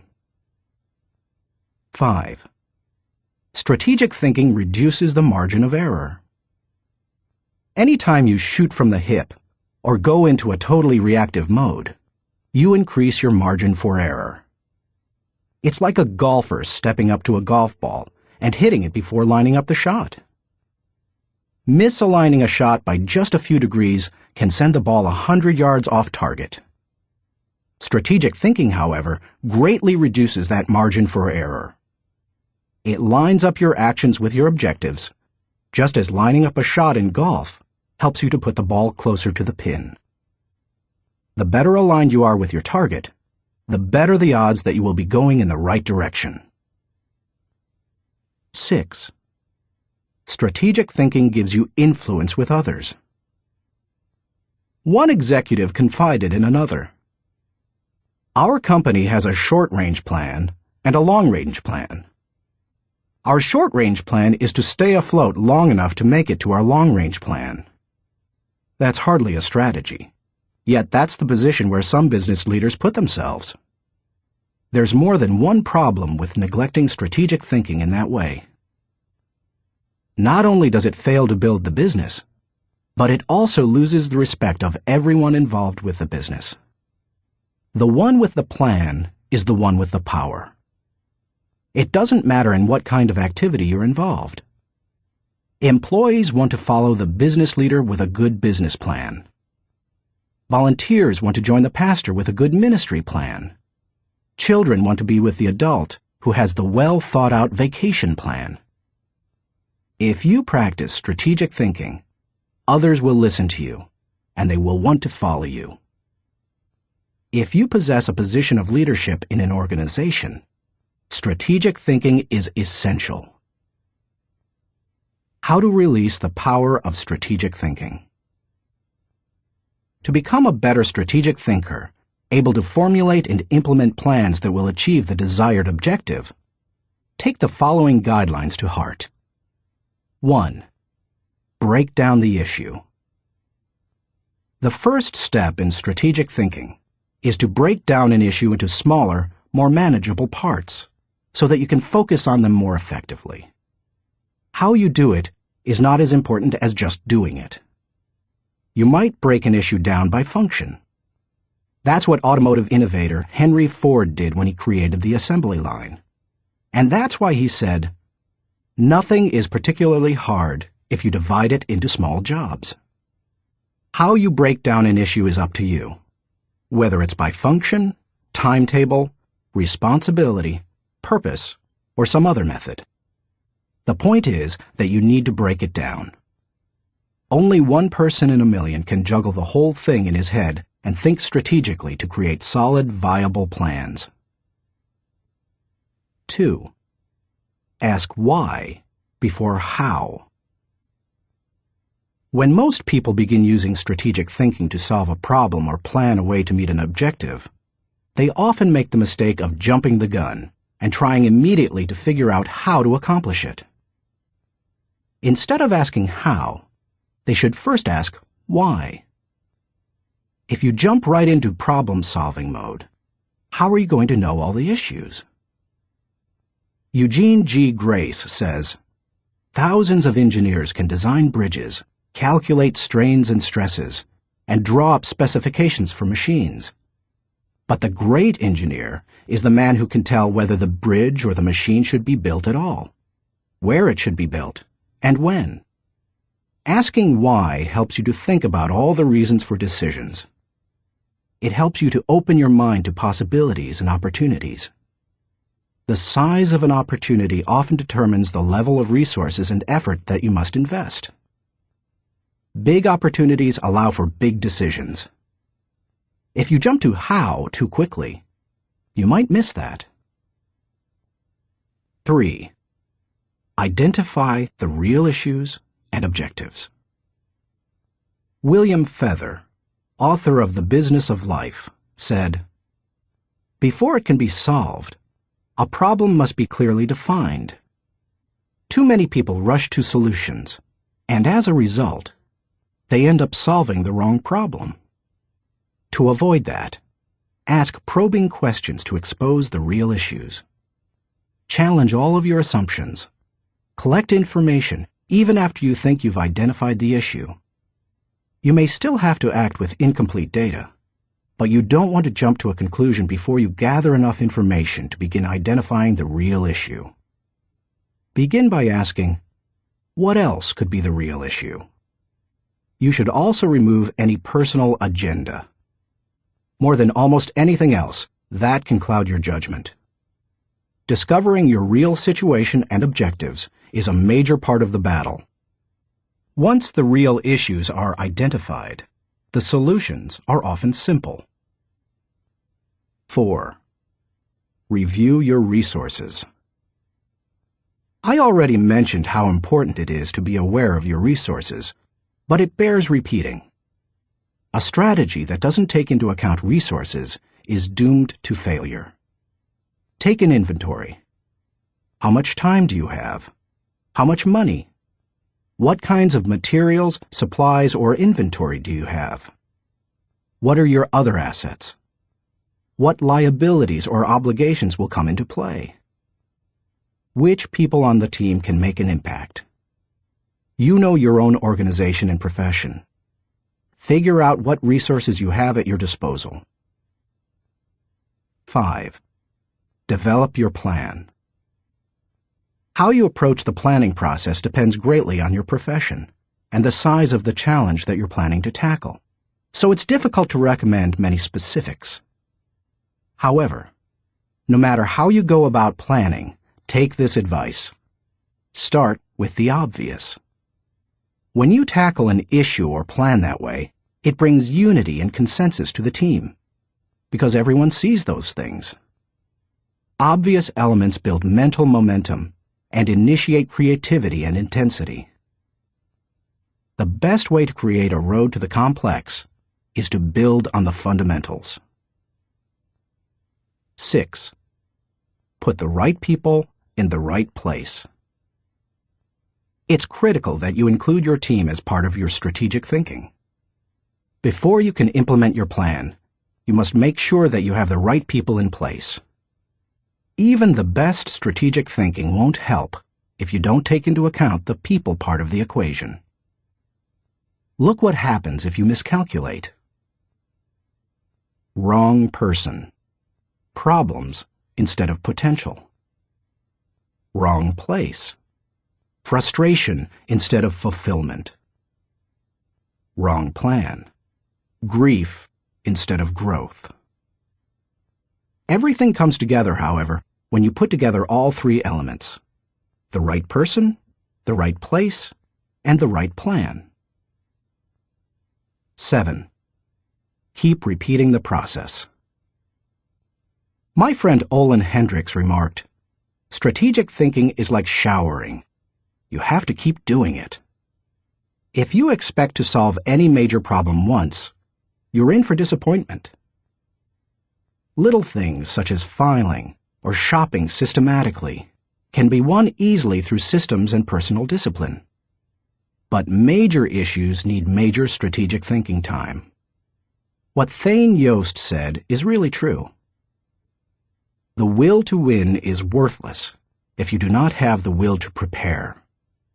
If you want to be an effective strategic thinker, then you need to become a continuous strategic thinker. As I was working on this chapter, I came across an article in my local paper on the celebration of the Jewish Passover and how millions of American Jews read the order of service for their Seder, or Passover meal, from a small booklet produced by Maxwell House Coffee. For more than 70 years, the coffee company has produced the booklet, called a Haggadah, and during those years, it has distributed more than 40 million copies of it. I remember using them all my life, said Regina Witt, who is in her 50s.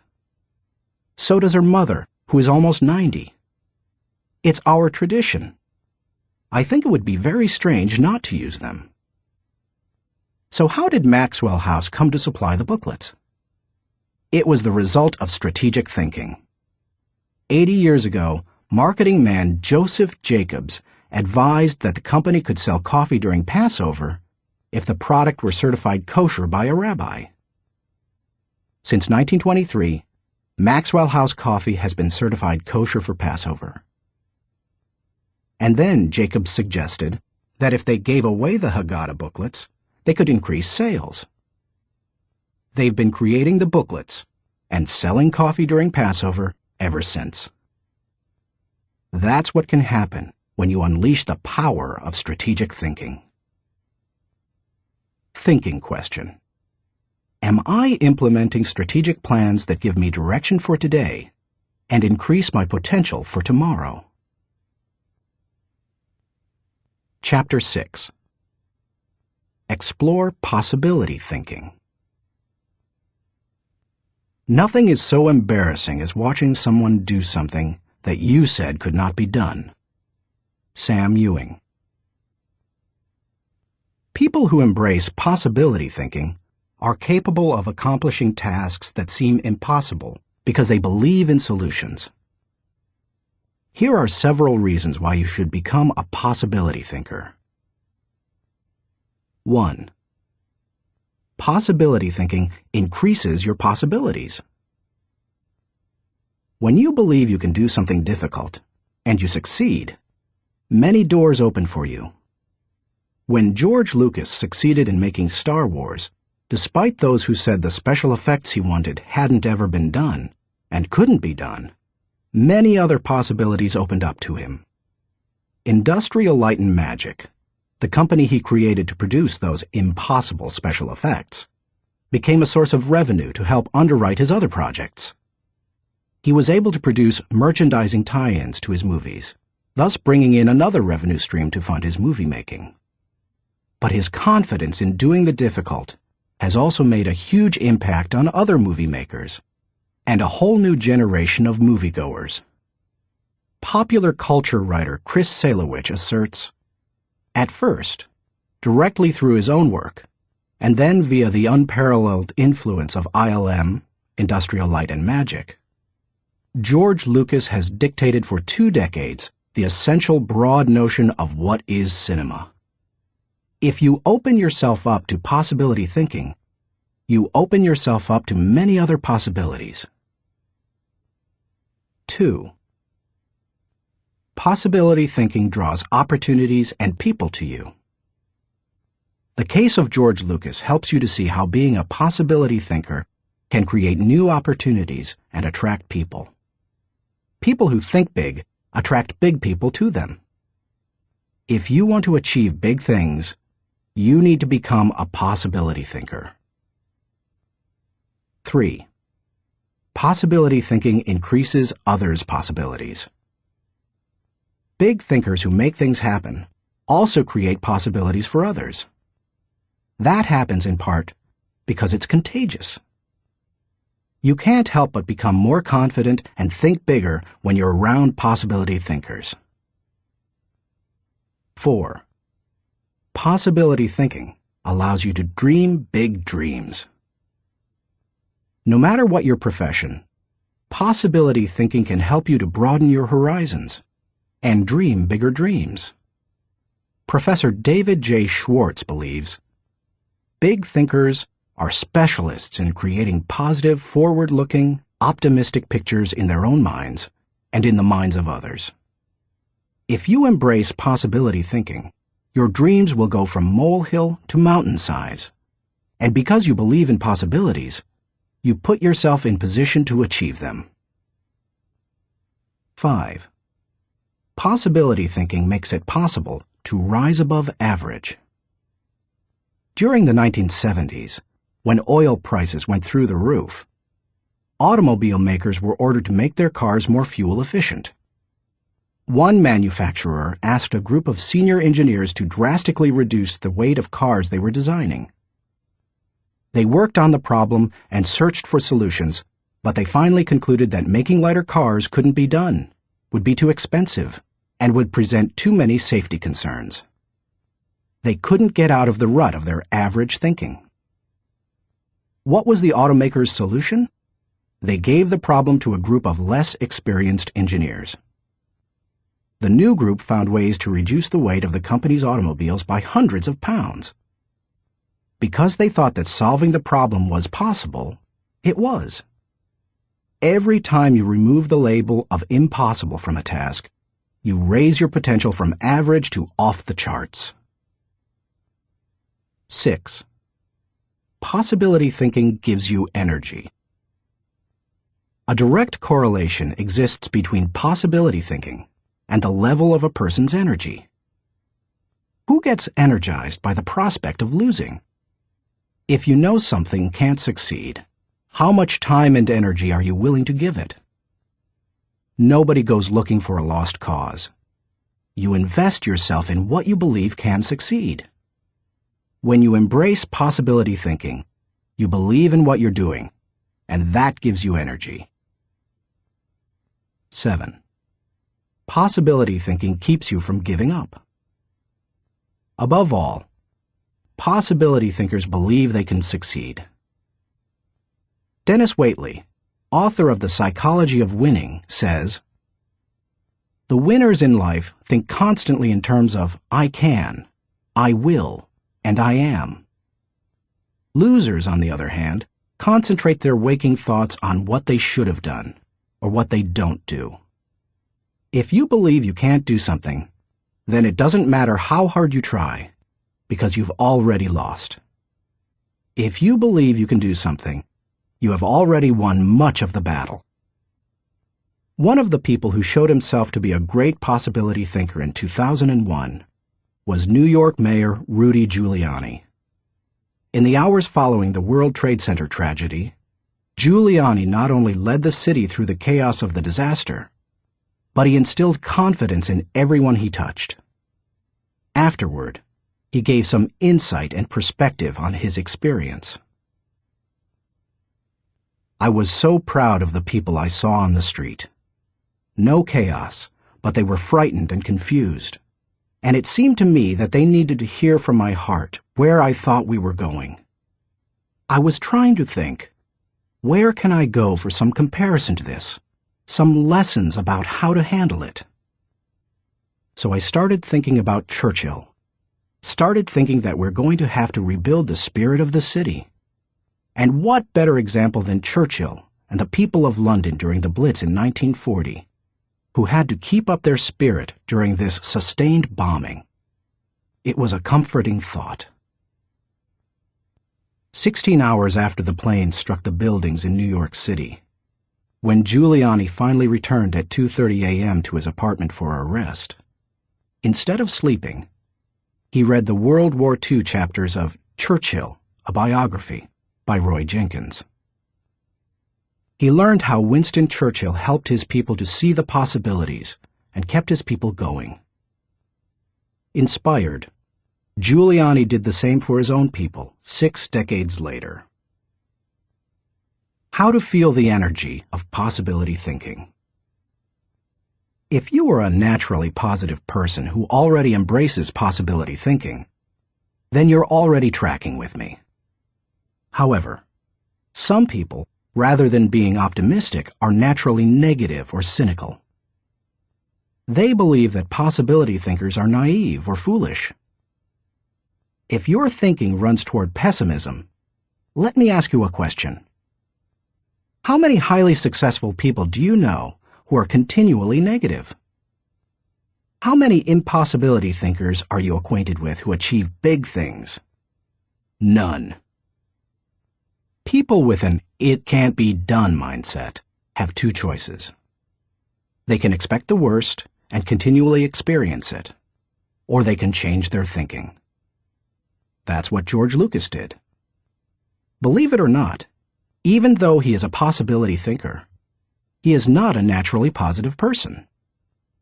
He says, "I'm very cynical, and as a result, I think the defense I have against it is to be optimistic."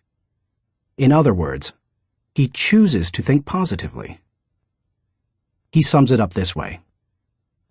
As corny as it sounds, the power of positive thinking goes a long way. So determination and positive thinking combined with talent, combined with knowing your craft, that may sound like a naive point of view, but at the same time, it's worked for me, and it's worked for all my friends. So I have come to believe it. If you want possibility thinking to work for you, then begin by following these suggestions. 1.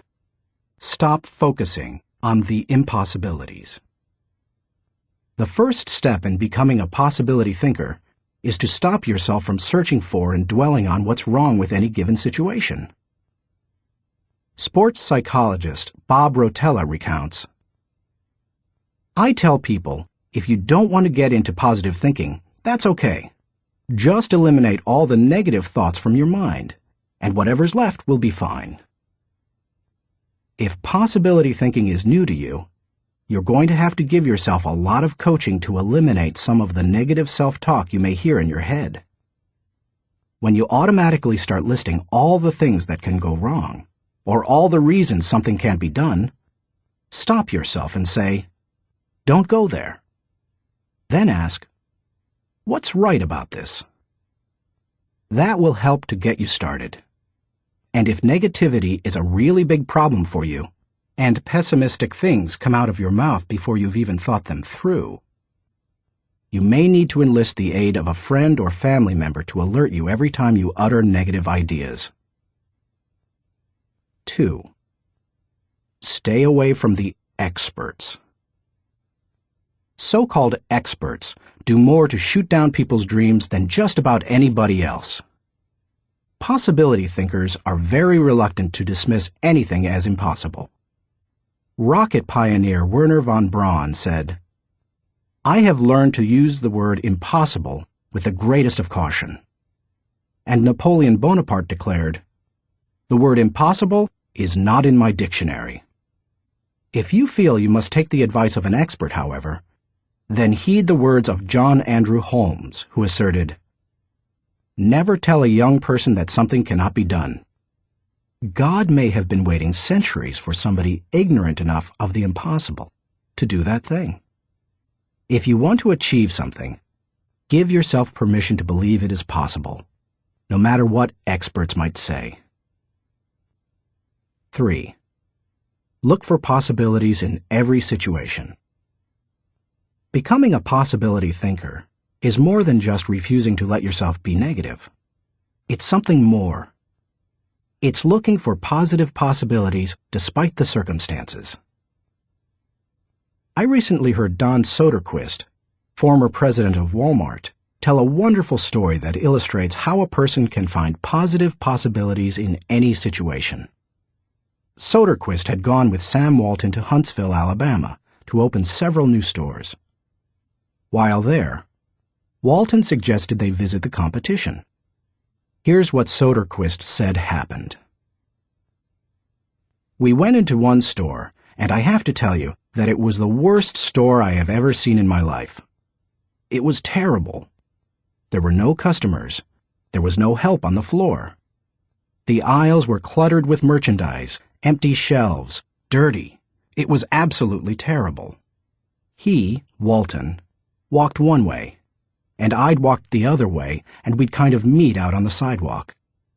He said, "What'd you think, Don?" I said, "Sam, that is the absolutely worst store I've ever seen in my life. I mean, did you see the aisles?" He said, "Don, did you see the pantyhose rack?" I said, "No, I didn't, Sam. I must have gone on a different aisle than you. I didn't see that." He said, "That was the best pantyhose rack I've ever seen, Don." And he said, "I pulled the fixture out, and on the back was the name of the manufacturer. When we get back, I want you to call that manufacturer and have him come in and visit with our fixture people. I want to put that rack in our stores. It's absolutely the best I've ever seen." And he said next, "Did you see the ethnic cosmetics?" I said, "Sam, that must have been right next to the pantyhose rack, because I absolutely missed that." He said, "Don, do you realize that in our stores we have 4 feet of ethnic cosmetics? These people had 12 feet of it. We are absolutely missing the boat. I wrote down the distributor of some of those products. When we get back, I want you to get a hold of our cosmetic buyer and get these people in. We absolutely need to expand our ethnic cosmetics." Now, Sam Walton didn't hit me on the head and say, "Don, now what lesson did you learn from this?" He had already hit me on the head by looking for the good, looking how to improve, striving for excellence. It's so easy to go and look at what other people do badly. But one of the leadership characteristics of vision that he showed me, and I'll never forget it, is look for the good in what other people are doing and apply it. It doesn't take a genius IQ or 20 years of experience to find the possibility in every situation. All it takes is the right attitude, and anybody can cultivate that. 4. Dream one size bigger. One of the best ways to cultivate a possibility mindset is to prompt yourself to dream one size bigger than you normally do. Let's face it, most people dream too small. They don't think big enough. Henry Curtis advises, "Make your plans as fantastic as you like, because 25 years from now, they will seem mediocre. Make your plans 10 times as great as you first planned, and 25 years from now, you will wonder why you did not make them 50 times as great." If you push yourself to dream more expansively, to imagine your organization one size bigger, to make your goals at least a step beyond what makes you comfortable, you will be forced to grow. And it will set you up to believe in greater possibilities. 5. Question the status quo. Most people want their lives to keep improving, yet they value peace and stability at the same time. People often forget that you can't improve and still stay the same. Growth means change. Change requires challenging the status quo. If you want greater possibilities, you can't settle for what you have now. When you become a possibility thinker, you will face many people who will want you to give up your dreams and embrace the status quo. Achievers refuse to accept the status quo. As you begin to explore greater possibilities for yourself, your organization, or your family, and others challenge you for it, take comfort in knowing that right now as you read this, other possibility thinkers across the country and around the world are thinking about curing cancer, developing new energy sources, feeding hungry people, and improving quality of life. They are challenging the status quo against the odds, and you should too. 6. Find inspiration from great achievers. You can learn a lot about possibility thinking by studying great achievers. I mentioned George Lucas in this chapter. Perhaps he doesn't appeal to you, or you don't like the movie industry. Personally, I'm not a big science fiction fan, but I admire Lucas as a thinker, creative visionary, and business person. Find some achievers you admire and study them. Look for people with the attitude of Robert F. Kennedy, who popularized George Bernard Shaw's stirring statement. Some men see things as they are and say, "Why?" I dream of things that never were and say, "Why not?" I know possibility thinking isn't in style with many people. So call it what you like. The will to succeed, belief in yourself, confidence in your ability, faith. It's really true. People who believe that they can't, don't. But if you believe you can, you can. That's the power of possibility thinking. Thinking question. Am I unleashing the enthusiasm of possibility thinking to find solutions for even seemingly impossible situations? Chapter 7. Learn from reflective thinking. To doubt everything, or to believe everything, are two equally convenient solutions. Both dispense with the necessity of reflection. Jules-Henri Poincaré. The pace of our society does not encourage reflective thinking. Most people would rather act than think. Now, don't get me wrong. I'm a person of action. I have very high energy, and I like to see things accomplished. But I'm also a reflective thinker. Reflective thinking is like the crock pot of the mind. It encourages your thoughts to simmer until they're done. As I go through this process, my goal is to reflect so that I might learn from my successes and mistakes, discover what I should try to repeat, and determine what I should change. It is always a valuable exercise. By mentally visiting past situations, you can think with greater understanding. 1. Reflective thinking gives you true perspective. When our children were young and still lived at home, we used to take them on wonderful vacations every year. When we got home, they always knew that I was going to ask them two questions. What did you like best, and what did you learn? It didn't matter whether we went to Walt Disney World or Washington, D.C. I always asked those questions. Why? Because I wanted them to reflect on their experiences. Children don't naturally grasp the value or cost of an experience unless prompted. They take things for granted. I wanted my children to appreciate our trips and to learn from them. When you reflect, you are able to put an experience into perspective. You are able to evaluate its timing, and you are able to gain a new appreciation for things that before went unnoticed. Most people are able to recognize the sacrifices of their parents or other people only when they become parents themselves. That's the kind of perspective that comes with reflection. 2. Reflective thinking gives emotional integrity to your thought life. Few people have good perspective in the heat of an emotional moment. Most individuals who enjoy the thrill of an experience try to go back and recapture it without first trying to evaluate it. It's one of the reasons our culture produces so many thrill seekers. Likewise, those who survive a traumatic experience usually avoid similar situations at all costs, which sometimes ties them into emotional knots. Reflective thinking enables you to distance yourself from the intense emotions of particularly good or bad experiences and see them with fresh eyes. You can see the thrills of the past in the light of emotional maturity and examine tragedies in the light of truth and logic. That process can help a person to stop carrying around a bunch of negative emotional baggage.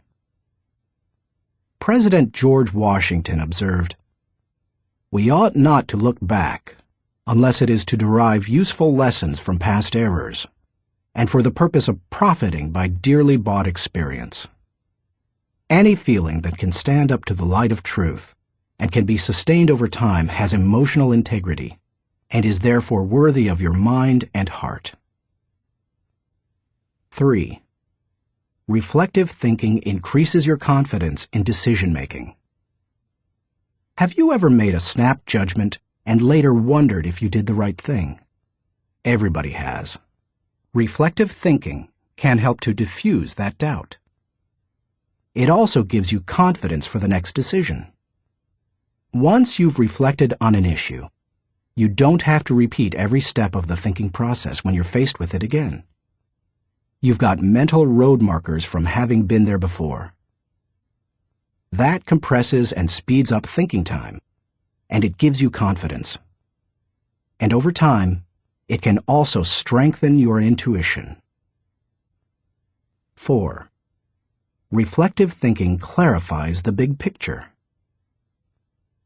When you engage in reflective thinking, you can put ideas and experiences into a more accurate context.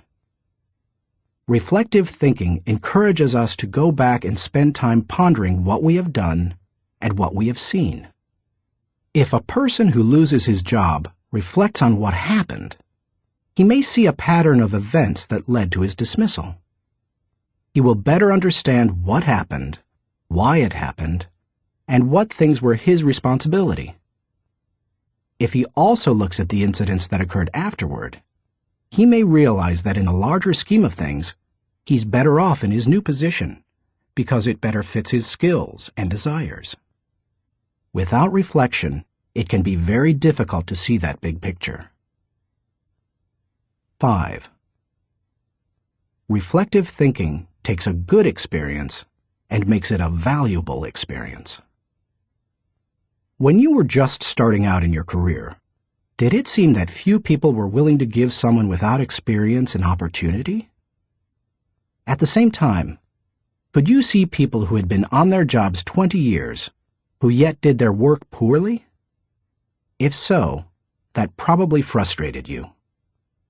Playwright William Shakespeare wrote, "Experience is a jewel, and it had need be so, for it is often purchased at an infinite rate." Yet experience alone does not add value to a life. It's not necessarily experience that is valuable. It's the insight people gain because of their experience. Reflective thinking turns experience into insight. Mark Twain said, "We should be careful to get out of an experience all the wisdom that is in it. Not like the cat that sits down on a hot stove lid. She will never sit down on a hot stove lid again, and that is well.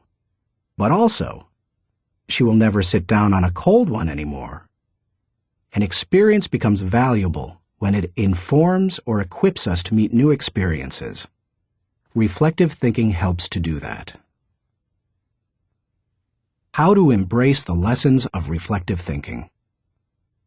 If you are like most people in our culture today, you probably do very little reflective thinking. If that's the case, it may be holding you back more than you think.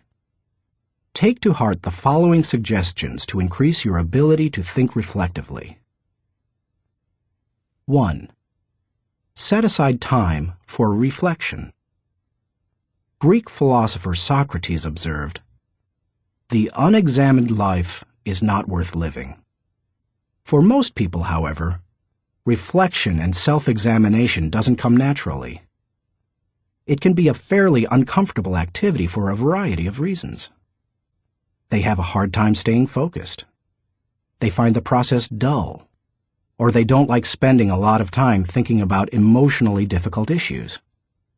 But if you don't carve out the time for it, you are unlikely to do any reflective thinking. 2. Remove yourself from distractions.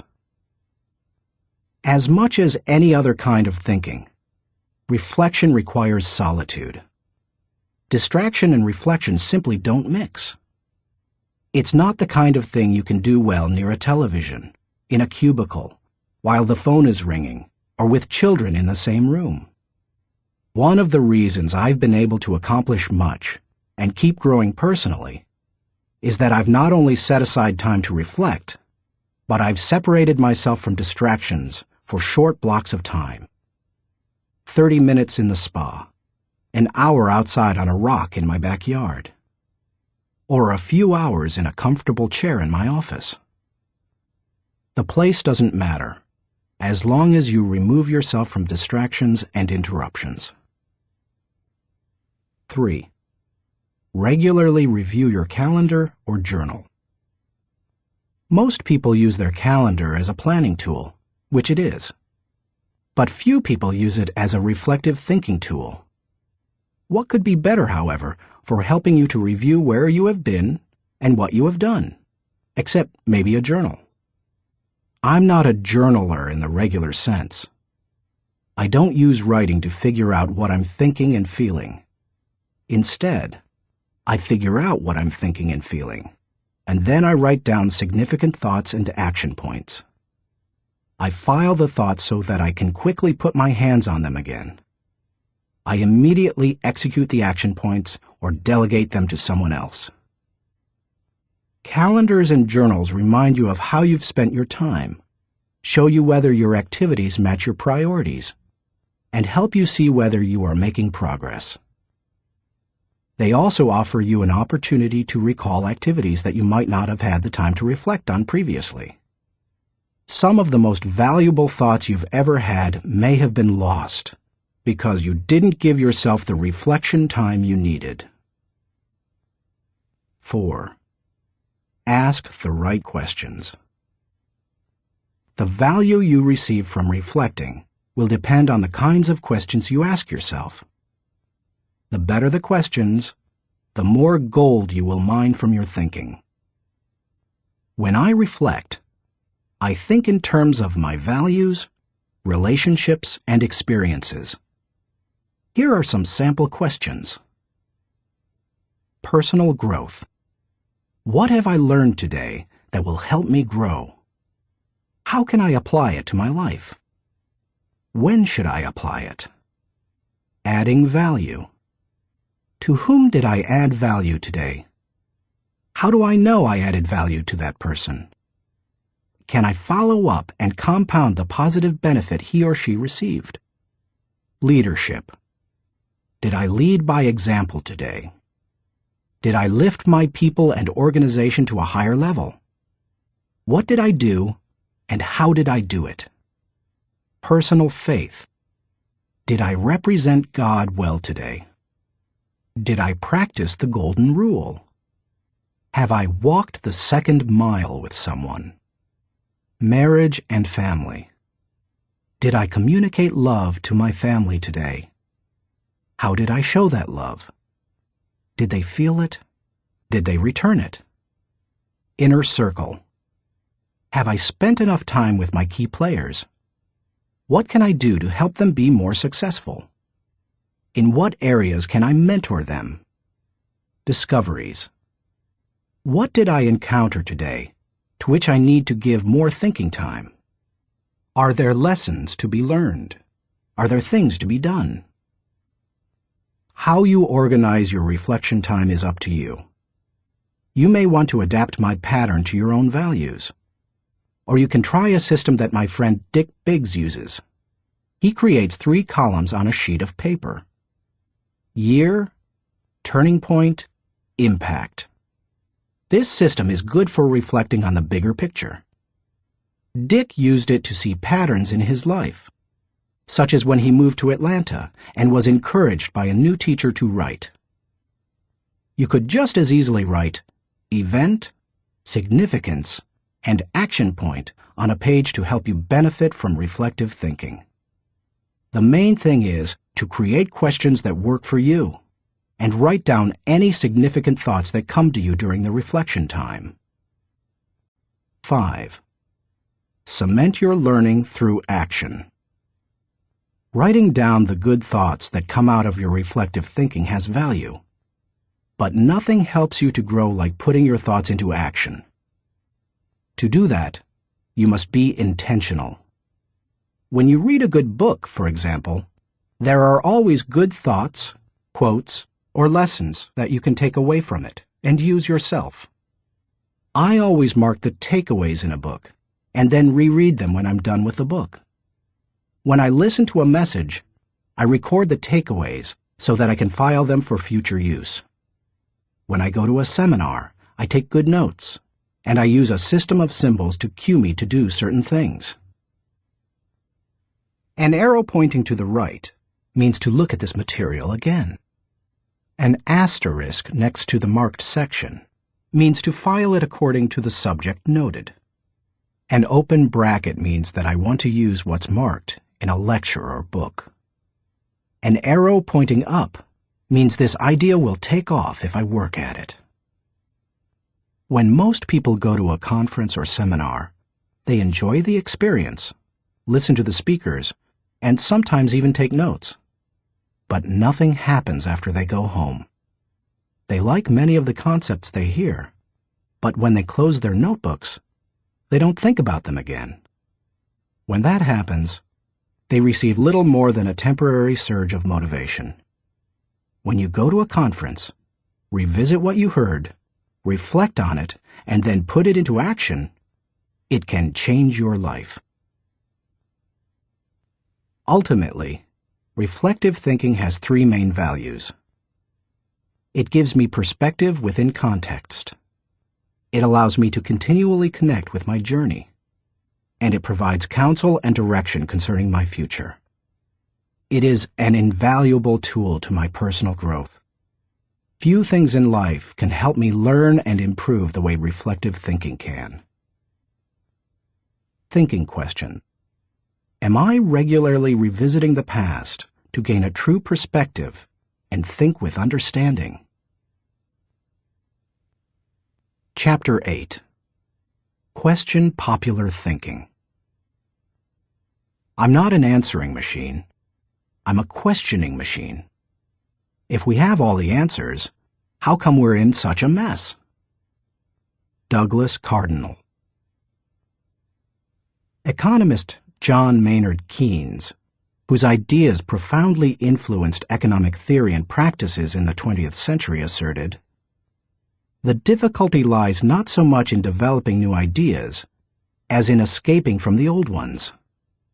Going against popular thinking can be difficult, whether you're a business person bucking company tradition, a pastor introducing new types of music to his church, a new mother rejecting old wives' tales handed down from her parents, or a teenager ignoring currently popular styles.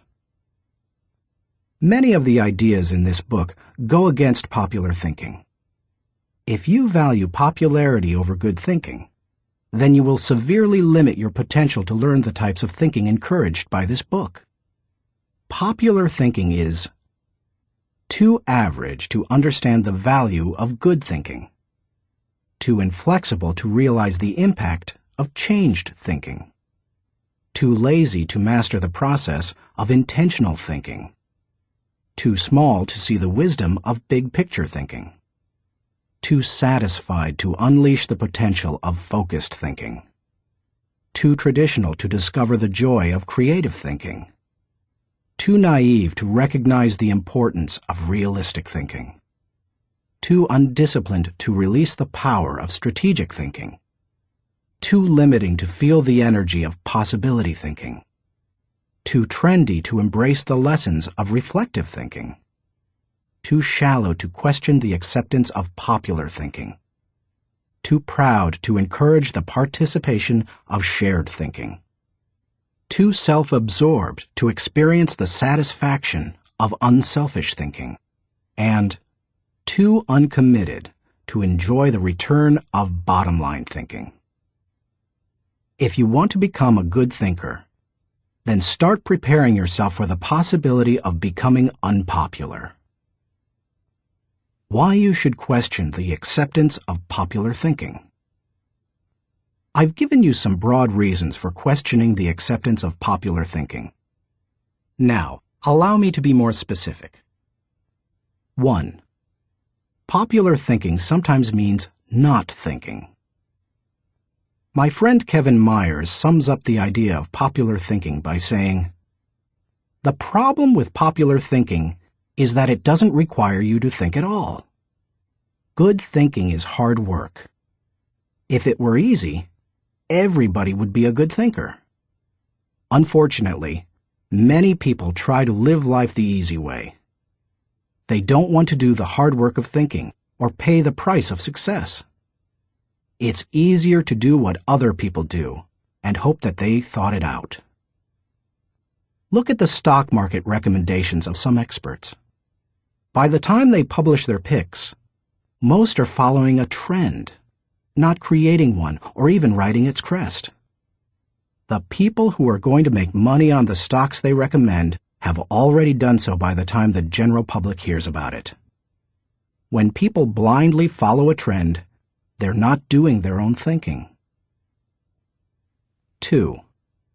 Popular thinking offers false hope. Benno Muller-Hill, a professor in the University of Cologne Genetics Department, tells how one morning in high school he stood last in a line of 40 students in the schoolyard. His physics teacher had set up a telescope so that his students could view a planet and its moons. The first student stepped up to the telescope. He looked through it, but when the teacher asked if he could see anything, the boy said no. His nearsightedness hampered his view. The teacher showed him how to adjust the focus, and the boy finally said he could see the planet and moons. One by one, the students stepped up to the telescope and saw what they were supposed to see. Finally, the second-to-last student looked into the telescope and announced that he could not see anything. "You idiot," shouted the teacher. "You have to adjust the lenses." The student tried, but he finally said, "I still can't see anything. It is all black." The teacher, disgusted, looked through the telescope himself, and then looked up with a strange expression. The lens cap still covered the telescope. None of the students had been able to see anything. Many people look for safety and security in popular thinking. They figure that if a lot of people are doing something, then it must be right. It must be a good idea. If most people accept it, then it probably represents fairness, equality, compassion, and sensitivity, right? Not necessarily. Popular thinking said the Earth was the center of the universe.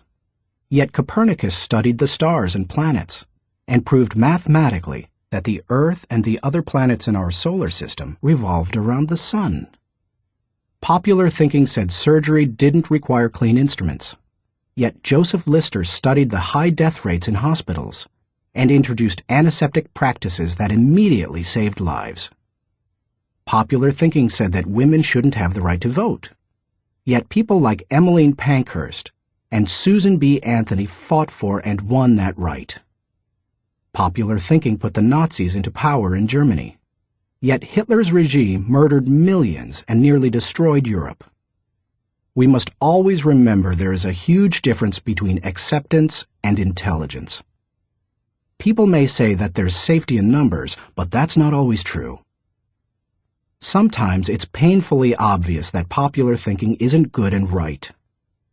Other times, it's less evident. For example, consider the staggering number of people in the United States who have run up large amounts of debt on their credit cards. Anyone who is financially astute will tell you that's a bad idea. Yet millions follow right along with the popular thinking of buy now, pay later. And so they pay and pay and pay. Many promises of popular thinking ring hollow. Don't let them fool you. 3. Popular thinking is slow to embrace change. Popular thinking loves the status quo. It puts its confidence in the idea of the moment and holds on to it with all its might. As a result, It resists change and dampens innovation. Donald M. Nelson, former president of the Society of Independent Motion Picture Producers, criticized popular thinking when he asserted, "We must discard the idea that past routine, past ways of doing things are probably the best ways. On the contrary, we must assume that there is probably a better way to do almost everything. We must stop assuming that a thing which never has been done before probably cannot be done at all." 4. Popular thinking brings only average results. The bottom line? Popular thinking brings mediocre results. Here is popular thinking in a nutshell. Popular equals normal equals average. It's the least of the best and the best of the least. We limit our success when we adopt popular thinking. It represents putting in the least energy to just get by. You must reject common thinking if you want to accomplish uncommon results. How to question the acceptance of popular thinking. Popular thinking has often proved to be wrong and limiting. Questioning it isn't necessarily hard once you cultivate the habit of doing so. The difficulty is in getting started. Begin by doing the following things. 1. Think before you follow. Many individuals follow others almost automatically. Sometimes they do so because they desire to take the path of least resistance. Other times they fear rejection, or they believe there's wisdom in doing what everyone else does. But if you want to succeed, you need to think about what's best, not what's popular. Challenging popular thinking requires a willingness to be unpopular and go outside of the norm. Following the tragedy of September 11, 2001, for example, few people willingly chose to travel by plane. But that was the best time to travel. Crowds were down, security was up, and airlines were cutting prices. About a month after the tragedy, my wife Margaret and I heard that Broadway shows had lots of seats and many New York hotel rooms remained empty. Popular thinking said, "Stay away from New York."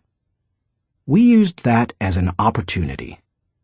We got cheap plane tickets to the city, booked a room in a great hotel for about half price, and got tickets to the most sought-after show, The Producers. As we took our seats in the theater, we sat next to a woman beside herself with excitement. "I can't believe I'm finally here," she said to us. "I've waited so long. This is the best show on Broadway, and the hardest to get tickets to." Then she turned to look me in the eye and said, "I've had my tickets for a year and a half waiting to see this show. How long ago did you get yours?" "You won't like my answer," I replied. "Oh, come on," she said. "How long?" "I got mine 5 days ago," I answered. She looked at us in horror. By the way, she was right. It's one of the best shows we've seen in a while. And we got to see it only because we were willing to go against popular thinking when everyone else was staying at home. As you begin to think against the grain of popular thinking, remind yourself that unpopular thinking, even when resulting in success, is largely underrated, unrecognized, and misunderstood. Unpopular thinking contains the seeds of vision and opportunity. Unpopular thinking is required for all progress. The next time you feel ready to conform to popular thinking on an issue, stop and think. You may not want to create change for its own sake, but you certainly don't want to blindly follow just because you haven't thought about what's best. 2. Appreciate thinking different from your own. One of the ways to embrace innovation and change is to learn to appreciate how others think. To do that, you must continually expose yourself to people different from yourself. My brother, Larry Maxwell, a good businessman and an innovative thinker, continually challenges popular thinking by thinking differently. He says, most of our people in sales and middle management come from businesses with products and services different from ours. That constantly exposes us to new ways of thinking. We also discourage our people from active participation in formal business and trade associations and fraternities because their thinking is quite common. They don't need to spend a lot of time thinking the way everyone else in the industry does. As you strive to challenge popular thinking, spend time with people with different backgrounds, education levels, professional experiences, personal interests, etc. You will think like the people with whom you spend the most time. If you spend time with people who think out of the box, you're more likely to challenge popular thinking and break new ground. 3. Continually question your own thinking. Let's face it, any time we find a way of thinking that works, one of our greatest temptations is to go back to it repeatedly, even if it no longer works well. The greatest enemy to tomorrow's success is sometimes today's success. My friend Andy Stanley recently taught a leadership lesson at Enjoy's Catalyst Conference called Challenging the Process. He described how progress must be preceded by change, and he pointed out many of the dynamics involved in questioning popular thinking. In an organization, he said, we should remember that every tradition was originally a good idea, and perhaps even revolutionary. But every tradition may not be a good idea for the future. In your organization, if you were involved in putting into place what currently exists, then it's likely that you will resist change, even change for the better. That's why it's important to challenge your own thinking. If you're too attached to your own thinking and how everything is done now, then nothing will change for the better. 4. Try new things in new ways. When was the last time you did something for the first time? Do you avoid taking risks or trying new things? One of the best ways to get out of the rut of your own thinking is to innovate. You can do that in little everyday ways. Drive to work a different way from normal. Order an unfamiliar dish at your favorite restaurant. Ask a different colleague to help you with a familiar project. Take yourself off of autopilot. Unpopular thinking asks questions and seeks options. In 1997, my 3 companies moved to Atlanta, Georgia. It's a great city, but traffic at peak times can get crazy. Immediately after moving here, I began looking for and testing alternative routes to desired destinations so that I would not be caught in traffic. From my house to the airport, for example, I have discovered and used 9 routes within 8 miles and 12 minutes from one another. Often, I am amazed to see people sitting on the freeway when they could be moving forward on an alternative route. What is the problem? Too many people have not tried new things in new ways. It is true. Most people are more satisfied with old problems than committed to finding new solutions. How you go about doing new things in new ways is not as important as making sure you do it. Besides, if you try to do new things in the same way that everyone else does, are you really going against popular thinking? Get out there and do something different today. 5.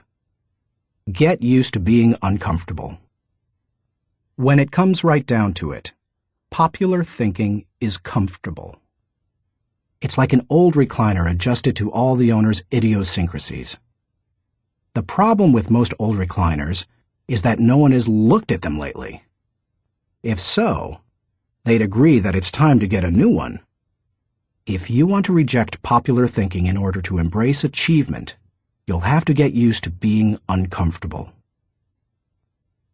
If you embrace unpopular thinking, and make decisions based on what works best and what is right, rather than what is commonly accepted, know this: in your early years, you won't be as wrong as people think you are.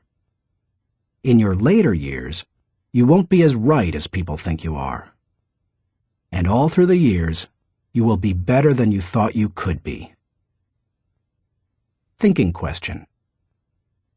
Am I consciously rejecting the limitations of common thinking in order to accomplish uncommon results? Chapter 9. Benefit from shared thinking. None of us is as smart as all of us. Ken Blanchard. Good thinkers, especially those who are also good leaders, understand the power of shared thinking. They know that when they value the thoughts and ideas of others, they receive the compounding results of shared thinking and accomplish more than they ever could on their own. Those who participate in shared thinking understand the following. 1. Shared thinking is faster than solo thinking. We live in a truly fast-paced world. To function at its current rate of speed, we can't go it alone. I think the generation of young men and women just entering the workforce sense that very strongly. Perhaps that is why they value community so highly, and are more likely to work for a company they like than one that pays them well. Working with others is like giving yourself a shortcut. If you want to learn a new skill quickly, how do you do it? Do you go off by yourself and figure it out? Or do you get someone to show you how? You can always learn more quickly from someone with experience, whether you're trying to learn how to use a new software package, develop your golf swing, or cook a new dish. 2. Shared thinking is more innovative than solo thinking. We tend to think of great thinkers and innovators as soloists. But the truth is that the greatest innovative thinking doesn't occur in a vacuum. Innovation results from collaboration. Albert Einstein once remarked, "Many times a day, I realize how much my own outer and inner life is built upon the labors of my fellow men, both living and dead, and how earnestly I must exert myself in order to give in return as much as I have received." Shared thinking leads to greater innovation, whether you look at the work of researchers Marie and Pierre Curie, surrealists Luis Buñuel and Salvador Dali, or songwriters John Lennon and Paul McCartney.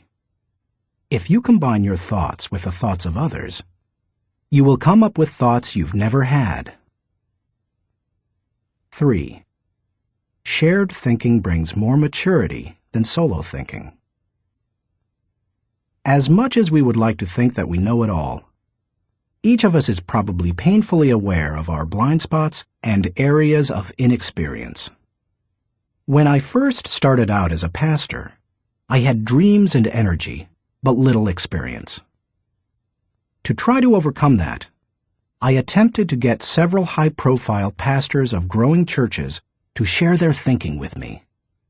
In the early 1970s, I wrote letters to the 10 most successful pastors in the country, offering them what was a huge amount of money to me at the time, $100, to meet me for an hour so that I could ask them questions. When one said yes, I'd visit him. I didn't talk much, except to ask a few questions.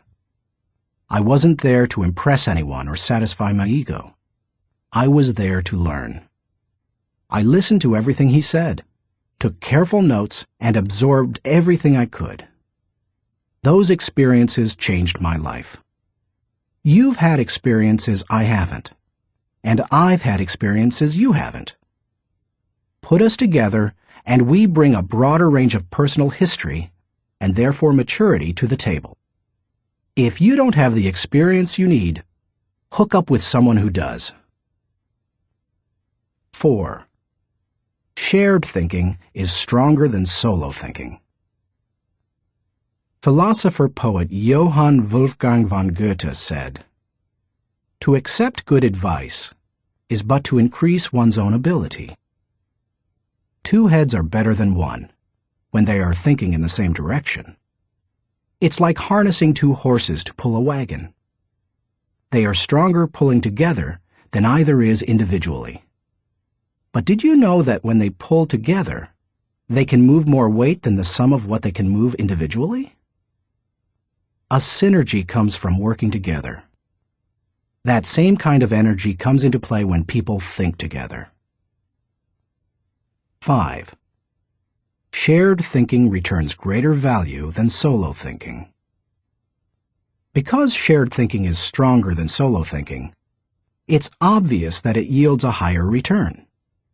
That happens because of the compounding action of shared thinking. But it also offers other benefits. The personal return you receive from shared thinking and experiences can be great. Clarence Francis sums up the benefits in the following observation. I sincerely believe that the word relationships is the key to the prospect of a decent world. It seems abundantly clear that every problem you will have, in your family, in your work, in our nation, or in this world, is essentially a matter of relationships, of interdependence. 6. Shared thinking is the only way to have great thinking. I believe that every great idea begins with 3 or 4 good ideas. And most good ideas come from shared thinking. Playwright Ben Jonson said, "He that is taught only by himself has a fool for a master." When I was in school, teachers put the emphasis on being right and on doing better than the other students, rarely on working together to come up with good answers.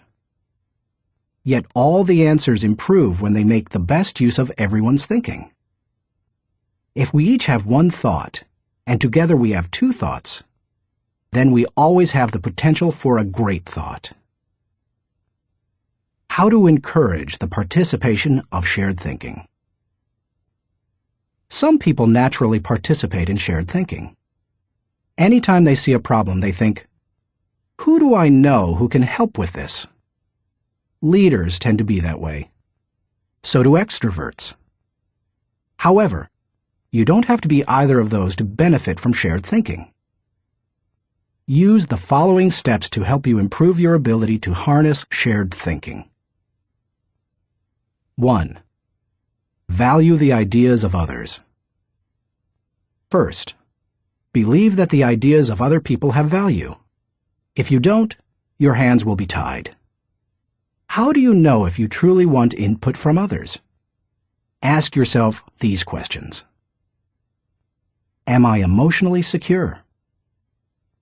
People who lack confidence and worry about their status, position, or power tend to reject the ideas of others, protect their turf, and keep people at bay. It takes a secure person to consider others' ideas. Years ago, an emotionally insecure person took a key position on my board of directors. After a couple of meetings, it became obvious to the other board members that this individual would not positively contribute to the organization. I asked a seasoned leader on the board, "Why does this person always do and say things that hinder our progress?" I'll never forget his reply. Hurting people hurt people. Do I place value on people? You won't value the ideas of a person if you don't value and respect the person himself or herself. Have you ever considered your conduct around people you value versus those you don't? Look at the differences. If I value people, I want to spend time with them. If I don't value people, I don't want to be around them. If I value people, I listen to them. If I don't value people, I neglect to listen. If I value people, I want to help them. If I don't value people, I don't offer them help. If I value people, I am influenced by them. If I don't value people, I ignore them. If I value people, I respect them. If I don't value people, I am indifferent. Do I value the interactive process? A wonderful synergy often occurs as the result of shared thinking. It can take you places you've never been. Publisher Malcolm Forbes asserted, "Listening to advice often accomplishes far more than heeding it." I must say, I didn't always value shared thinking. For many years, I tended to withdraw when I wanted to develop ideas. Only reluctantly did I work on ideas with others. When a colleague challenged me on this, I started to analyze my hesitancy. I realized that it went back to my college experience. Some days in the classroom, I could tell that a teacher was unprepared to lecture, and instead spent the class time asking us to give our uninformed opinions on a subject. Most of the time, the opinions seemed no better than mine. I had come to class so that the professor could teach me. I realized that the process of shared ideas wasn't the problem. It was who was doing the talking. Shared thinking is only as good as the people doing the sharing. Since learning that lesson, I have embraced the interactive process, and now I believe it is one of my strengths. Still, I always think about whom I bring around the table for a shared thinking session. I'll tell you my guidelines for whom I invite later in this chapter. You must open yourself up to the idea of sharing ideas before you will engage in the process of shared thinking. 2. Move from competition to cooperation. Jeffrey J. Fox, author of How to Become CEO, says, "Always be on the lookout for ideas. Be completely indiscriminate as to the source. Get ideas from customers, children, competitors, other industries, or cab drivers. It doesn't matter who thought of an idea." A person who values cooperation desires to complete the ideas of others, not compete with them. If someone asks you to share ideas, focus on helping the team, not getting ahead personally. And if you are the one who brings people together to share their thoughts, praise the idea more than the source of the idea. If the best idea always wins, rather than the person who offered it, then all will share their thoughts with greater enthusiasm. 3. Have an agenda when you meet. I enjoy spending time with certain people, whether we discuss ideas or not. My wife Margaret, my children, my grandchildren, my parents. Though we often do discuss ideas, it doesn't bother me if we don't. We are family. When I spend time with nearly anyone else in my life, however, I have an agenda. I know what I want to accomplish. The more I respect the wisdom of the person, the more I listen. For example, when I meet with someone I'm mentoring, I let the person ask the questions, but I expect to do most of the talking. When I meet with someone who mentors me, like Bill Bright, I mostly keep my mouth shut. In other relationships, the give and take is more even. But no matter with whom I meet, I have a reason for getting together, and I have an expectation for what I'll give to it and get from it. That's true whether it's for business or pleasure. 4. Get the right people around the table.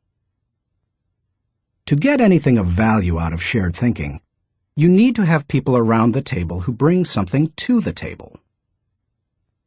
As you prepare to ask people to participate in shared thinking, use the following criteria for the selection process. Choose people whose greatest desire is the success of the ideas. People who can add value to another's thoughts. People who can emotionally handle quick changes in the conversation. People who appreciate the strengths of others in areas where they are weak. People who understand their place of value at the table. People who place what is best for the team before themselves.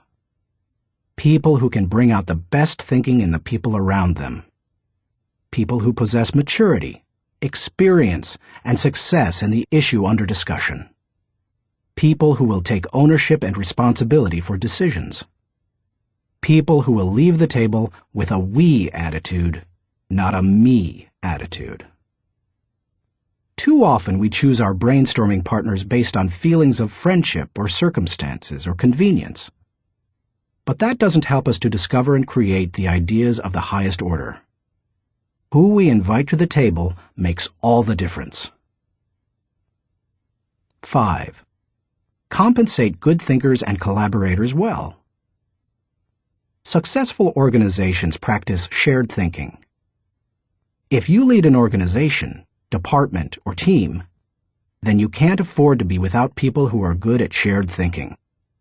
As you recruit and hire, look for good thinkers who value others, have experience with the collaborative process, and are emotionally secure. Then, pay them well, and challenge them to use their thinking skills and share their ideas often. Nothing adds value like a lot of good thinkers putting their minds together. No matter what you're trying to accomplish, you can do it better with shared thinking. That is why I spend much of my life teaching leadership. Good leadership helps to put together the right people at the right time for the right purpose so that everybody wins. All it takes is the right people and a willingness to participate in shared thinking. Thinking question. Am I consistently including the heads of others to think over my head and achieve compounding results? Chapter 10. Practice unselfish thinking. We cannot hold a torch to light another's path without brightening our own. Ben Sweetland. So far in this book, we've discussed many kinds of thinking that can help you to achieve more. Each of them has the potential to make you more successful. Now I want to acquaint you with a kind of thinking with the potential to change your life in another way. It might even redefine how you view success. Unselfish thinking can often deliver a return greater than any other kind of thinking. Take a look at some of its benefits. 1. Unselfish thinking brings personal fulfillment. Few things in life bring greater personal rewards than helping others. Charles H. Burr believed, "Getters generally don't get happiness. Givers get it." Helping people brings great satisfaction. When you spend your day unselfishly serving others, at night you can lay down your head with no regrets and sleep soundly.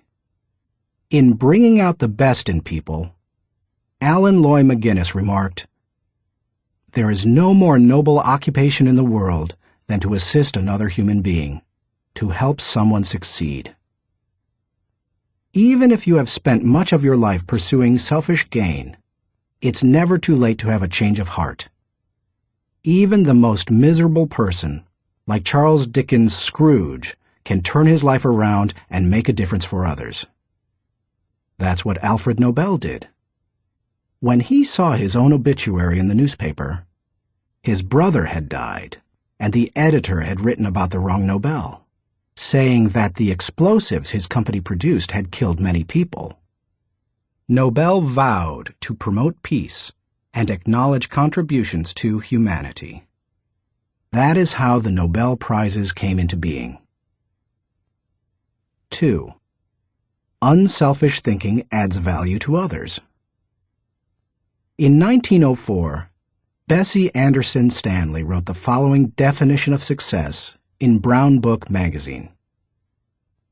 "He has achieved success who has lived well, laughed often, and loved much, who has enjoyed the trust of pure women, the respect of intelligent men, and the love of little children, who has filled his niche and accomplished his task, who has left the world better than he found it, whether by an improved poppy, a perfect poem, or a rescued soul, who has never lacked appreciation of earth's beauty or failed to express it, who has always looked for the best in others and given them the best he had, whose life was an inspiration, whose memory a benediction. When you get outside of yourself and make a contribution to others, you really begin to live. 3. Unselfish thinking encourages other virtues. When you see a 4-year-old, you expect to observe selfishness. But when you see it in a 40-year-old, it's not very attractive, is it? Of all the qualities a person can pursue, unselfish thinking seems to make the biggest difference toward cultivating other virtues. I think that's because the ability to give unselfishly is so difficult. It goes against the grain of human nature. But if you can learn to think unselfishly and become a giver, then it becomes easier to develop many other virtues: gratitude, love, respect, patience, discipline, etc. 4. Unselfish thinking increases quality of life. The spirit of generosity created by unselfish thinking gives people an appreciation for life and an understanding of its higher values. Seeing those in need and giving to meet that need puts a lot of things into perspective. It increases the quality of life of the giver and the receiver. That's why I believe that there is no life as empty as the self-centered life. There is no life as centered as the self-empty life. If you want to improve your world, then focus your attention on helping others. 5. Unselfish thinking makes you part of something greater than yourself. Merck & Company, the global pharmaceutical corporation, has always seen itself as doing more than just producing products and making a profit. It desires to serve humanity. In the mid-1980s, the company developed a drug to cure river blindness, a disease that infects and causes blindness in millions of people, particularly in developing countries. While it was a good product, potential customers couldn't afford to buy it. So what did Merck do? It developed the drug anyway, and in 1987 announced that it would give the medicine free to anyone who needed it. As of 1998, the company had given more than 250 million tablets away. George W. Merck says, "We try never to forget that medicine is for the people. It is not for the profits. The profits follow, and if we have remembered that, they have never failed to appear. The lesson to be learned? Simple. Instead of trying to be great, be part of something greater than yourself." 6. Unselfish thinking creates a legacy. Jack Balasek, President and Chief Operating Officer of True North Communications, says, "Learn, earn, return. These are the 3 phases of life. The first third should be devoted to education. The second third to building a career and making a living. And the last third to giving back to others, returning something in gratitude. Each state seems to be a preparation for the next one.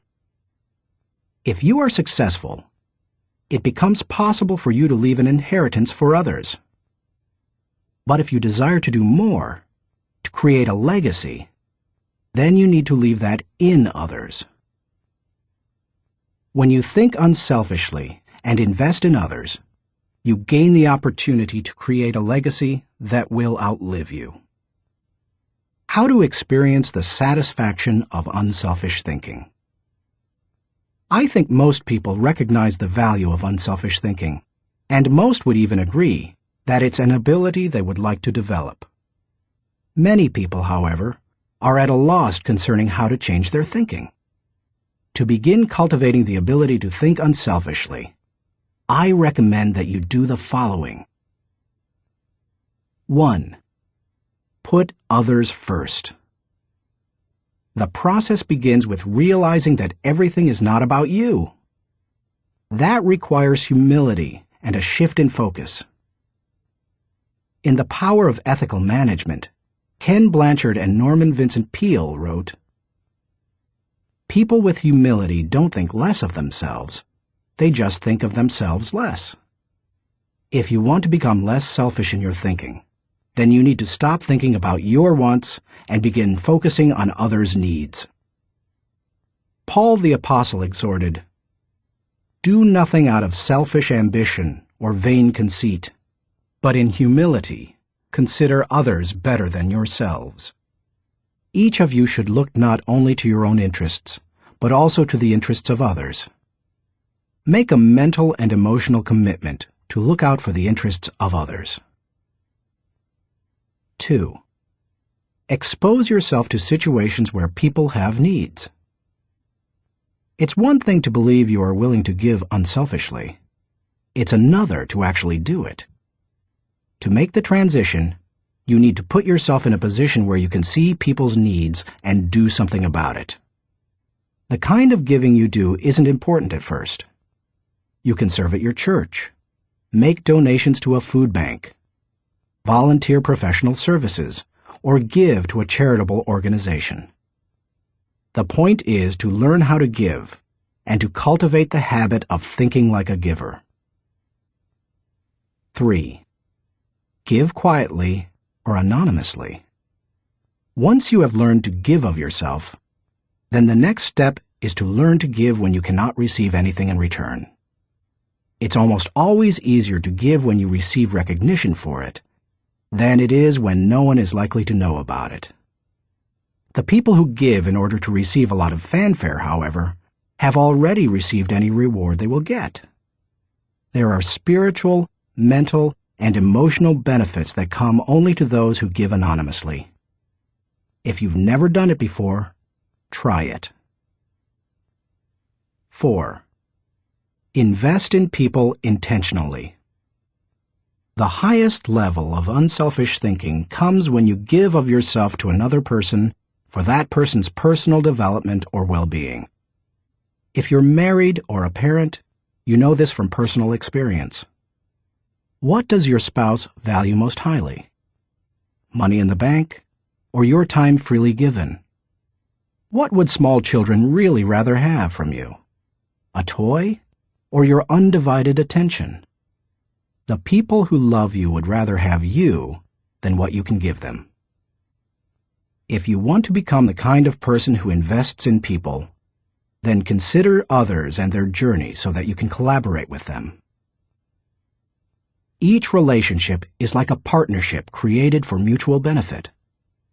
As you go into any relationship, think about how you can invest in the other person so that it becomes a win-win situation. Here is how relationships most often play out. I win, you lose. I win only once. You win, I lose. You win only once. We both win. We win many times. We both lose. Goodbye partnership. The best relationships are win-win. Why don't more people go into relationships with that attitude? I'll tell you why. Most people want to make sure that they win first. Unselfish thinkers, on the other hand, go into a relationship and make sure that the other person wins first. And that makes all the difference. 5. Continually check your motives. François de la Rochefoucauld said, "What seems to be generosity is often no more than disguised ambition, which overlooks a small interest in order to secure a great one." The hardest thing for most people is fighting their natural tendency to put themselves first. That's why it's important to continually examine your motives to make sure you're not sliding backward into selfishness. Do you want to check your motives? then follow the modeling of Benjamin Franklin. Every day, he asked himself 2 questions. When he got up in the morning, he would ask, "What good am I going to do today?" And before he went to bed, he would ask, "What good have I done today?" If you can answer those questions with selflessness and integrity, you can keep yourself on track. Give while you live.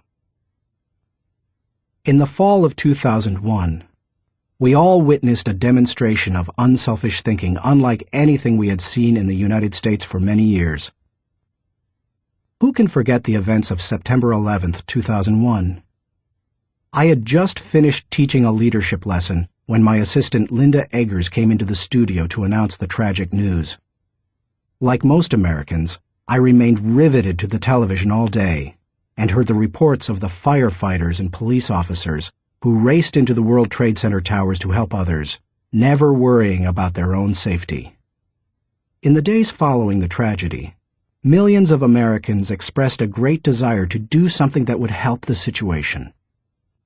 I had the same desire. InJoy was scheduled to do a training via simulcast on September 15th, the Saturday following the tragedy. Our leadership team decided to add a 1.5-hour program titled America Prays to the end of the simulcast. In it, my friend Max Lucado wrote and read a prayer, expressing the heart's cry of millions. Franklin Graham prayed for our national leaders. Jim and Shirley Dobson gave advice to parents on how to help their children deal with the event. And Bruce Wilkinson and I asked the simulcast viewers to give financially to the people injured on September 11th. Amazingly, they gave $5.9 million, which World Vision graciously agreed to distribute to those in need. Unselfish thinking and giving turned a very dark hour into one of light and hope. Less than 2 weeks after the tragedy, I was able to travel to Ground Zero in New York City. I went to view the site of the destruction, to thank the men and women clearing away the wreckage, and to pray for them. I can't really do justice to what I saw. I've traveled to New York dozens of times. It's one of my favorite places in the world. My wife and I had been up in the towers with our children many times before and have wonderful memories of that area. To look at the place where the buildings had once stood and to see nothing but rubble, dust, and twisted metal, it's simply indescribable. What many Americans didn't realize is that for many months, people worked diligently to clean up the site. Many were New York City firefighters and other city workers. Others were volunteers. They worked around the clock, 7 days a week. And when they came across the remains of someone in the rubble, they called for silence and reverently carried them out. Since I am a clergyman, I was asked to wear a clerical collar upon entering the area. As I walked around, many workers saw the collar and asked me to pray for them. It was a humbling privilege. American educator Horace Mann said, "Be ashamed to die until you have won some victory for humanity." According to this standard, New York City's firefighters are certainly prepared for death. The service they perform is often truly heroic. You and I may never be required to lay down our lives for others as they did. But we can give to others in different ways. We can be unselfish thinkers who put others first and add value to their lives. We can work with them so that they go farther than they thought possible. Thinking question. Am I continually considering others and their journey in order to think with maximum collaboration? Chapter 11. Rely on bottom-line thinking. There ain't no rules around here. We're trying to accomplish something. Thomas Edison, inventor. How do you figure out the bottom line for your organization, business, department, team, or group? In many businesses, the bottom line is literally the bottom line. Profit determines whether you are succeeding, but dollar should not always be the primary measure of success. Would you measure the ultimate success of your family by how much money you had at the end of the month or year? And if you run a non-profit or volunteer organization, how would you know whether you were performing at your highest potential? How do you think bottom line in that situation? A non-profit's bottom line. Frances Hesselbein had to ask herself exactly that question in 1976, when she became the National Executive Director of the Girl Scouts of America. When she first got involved with the Girl Scouts, running the organization was the last thing she expected. She and her husband John were partners in Hesselbein Studios, a small family business that filmed television commercials and promotional films. She wrote the scripts, and he made the films. In the early 1950s, she was recruited as a volunteer troop leader at the Second Presbyterian Church in Johnstown, Pennsylvania. Even that was unusual, since she had a son and no daughters. But she agreed to do it on a temporary basis. She must have loved it, because she led the troop for 9 years. In time, she became council president and a member of the national board. Then she served as executive director of the Talus Rock Girl Scout Council, a full-time paid position. By the time she took the job as CEO of the national organization, the Girl Scouts was in trouble. The organization lacked direction. Teenage girls were losing interest in scouting, and it was becoming increasingly difficult to recruit adult volunteers, especially with greater numbers of women entering the workforce. Meanwhile, the Boy Scouts was considering opening itself to girls. Hesselbein desperately needed to bring the organization back to the bottom line.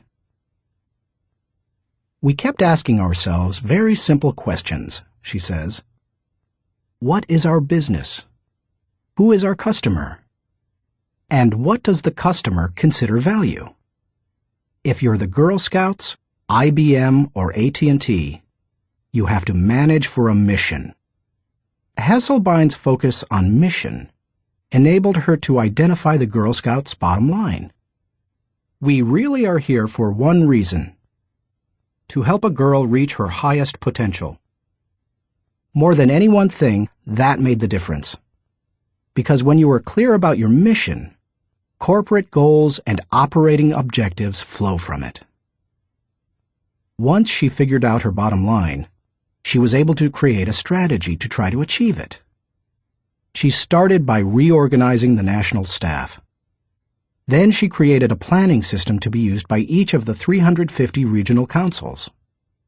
And she introduced management training to the organization. Hesselbein didn't restrict herself to changes in leadership and organization. In the 1960s and 70s, the country had changed, and so had its girls. But the Girl Scouts hadn't. Hesselbein tackled that issue too. The organization made its activities more relevant to the current culture, giving greater opportunities for use of computers, for example, rather than hosting a party. She also sought out minority participation, created bilingual materials, and reached out to low-income households. If helping girls reach their highest potential was the group's bottom line, then why not be more aggressive helping girls who traditionally have fewer opportunities? The strategy worked beautifully. Minority participation in the Girl Scouts tripled. In 1990, Hesselbein left the Girl Scouts after making it a first-class organization. She went on to become the founding president and CEO of the Peter F. Drucker Foundation for Nonprofit Management, and now serves as chairman of its board of governors. And in 1998, she was awarded the Presidential Medal of Freedom. President Clinton said of Hesselbein during the ceremony at the White House, She has shared her remarkable recipe for inclusion and excellence with countless organizations whose bottom line is measured not in dollars, but in changed lives. He couldn't have said it better. Why you should enjoy the return of bottom-line thinking. If you're accustomed to thinking of the bottom line only as it relates to financial matters, then you may be missing some things crucial to you and your organization. Instead, think of the bottom line as the end, the takeaway, the desired result. Every activity has its own unique bottom line. If you have a job, your work has a bottom line. If you serve in your church, your activity has a bottom line. So does your effort as a parent or spouse, if you are one. As you explore the concept of bottom-line thinking, recognize that it can help you in many ways. 1. Bottom-line thinking provides great clarity. What's the difference between bowling and work? When bowling, it takes only 3 seconds to know how you've done. That's one reason people love sports so much. There's no waiting and no guessing about the outcome. Bottom-line thinking makes it possible for you to measure outcomes more quickly and easily. It gives you a benchmark by which to measure activity. It can be used as a focused way of ensuring that all your little activities are purposeful and line up to achieve a larger goal. 2. Bottom-line thinking helps you assess every situation. When you know your bottom line, it becomes much easier to know how you're doing in any given area. When Frances Hesselbein began running the Girl Scouts, for example, she measured everything against the organization's goal of helping a girl reach her highest potential. From the organization's management structure, which she changed from a hierarchy to a hub, down to what badges the girls could earn. There's no better measurement tool than the bottom line. 3. Bottom-line thinking helps you make the best decisions. Decisions become much easier when you know your bottom line. When the Girl Scouts were struggling in the 1970s, outside organizations tried to convince its members to become women's rights activists or door-to-door canvassers. But under Hesselbein, it became easy for the Girl Scouts to say no. It knew its bottom line, and it wanted to pursue its goals with focus and fervency. 4. Bottom-line thinking generates high morale. When you know the bottom line and you go after it, you greatly increase your odds of winning. And nothing generates high morale like winning. How do you describe sports teams that win the championship? Or company divisions that achieve their goals? Or volunteers who achieve their mission? They're excited. Hitting the target feels exhilarating, and you can hit it only if you know what it is. 5. Bottom-line thinking ensures your future. If you want to be successful tomorrow, you need to think bottom line today. That's what Frances Hesselbein did, and she turned the Girl Scouts around. Look at any successful, lasting company, and you'll find leaders who know their bottom line. They make their decisions, allocate their resources, hire their people, and structure their organization to achieve that bottom line. How to enjoy the return of bottom-line thinking. It isn't hard to see the value of the bottom line. Most people would agree that bottom-line thinking has a high return. But learning how to be a bottom-line thinker can be challenging. 1. Identify the real bottom line. The process of bottom-line thinking begins with knowing what you're really going after. It can be as lofty as the big-picture vision, mission, or purpose of an organization. Or it can be as focused as what you want to accomplish on a particular project. What's important is that you be as specific as possible.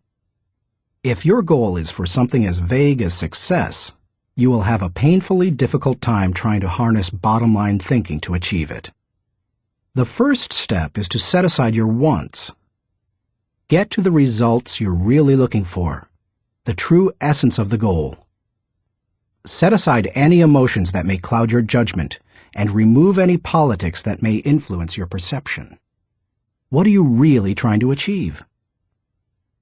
When you strip away all the things that don't really matter, what are you compelled to achieve? What must occur? What is acceptable? That is the real bottom line. 2. Make the bottom line the point. Have you ever been in a conversation with someone whose intention seemed other than stated? Sometimes the situation reflects intentional deception, but it can also occur when the person doesn't know his own bottom line. The same thing happens in companies. Sometimes, for example, an idealistically stated mission and the real bottom line don't jibe. Purpose and profits compete. Earlier, I quoted George W. Merck, who stated, "We try never to forget that medicine is for the people. It is not for the profits. The profits follow, and if we have remembered that, they have never failed to appear." He probably made that statement to remind those in his organization that profits serve purpose. They don't compete with it. If making a profit were the real bottom line, and helping people merely provided the means for achieving it, then the company would suffer. Its attention would be divided, and it would neither help people as well as it could, nor make as much profit as it desired. 3. Create a strategic plan to achieve the bottom line. Bottom line thinking achieves results. Therefore, it naturally follows that any plans that flow out of such thinking must tie directly to the bottom line. And there can be only one, not two or three. Once the bottom line has been determined, a strategy must be created to achieve it. In organizations, that often means identifying the core elements or functions that must operate properly to achieve the bottom line. This is the leader's responsibility. The important thing is that when the bottom line of each activity is achieved, then the bottom line is achieved. If the sum of the smaller goals doesn't add up to the real bottom line, then either your strategy is flawed or you've not identified your real bottom line. 4. Align team members with the bottom line.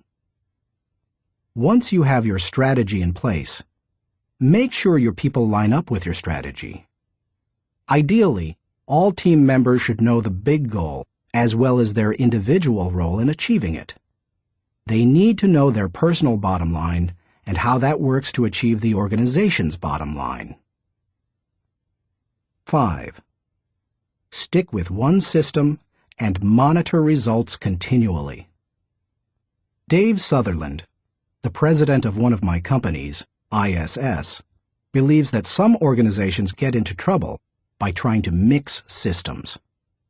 He maintains that many kinds of systems can be successful, but mixing different systems or continually changing from one to another leads to failure.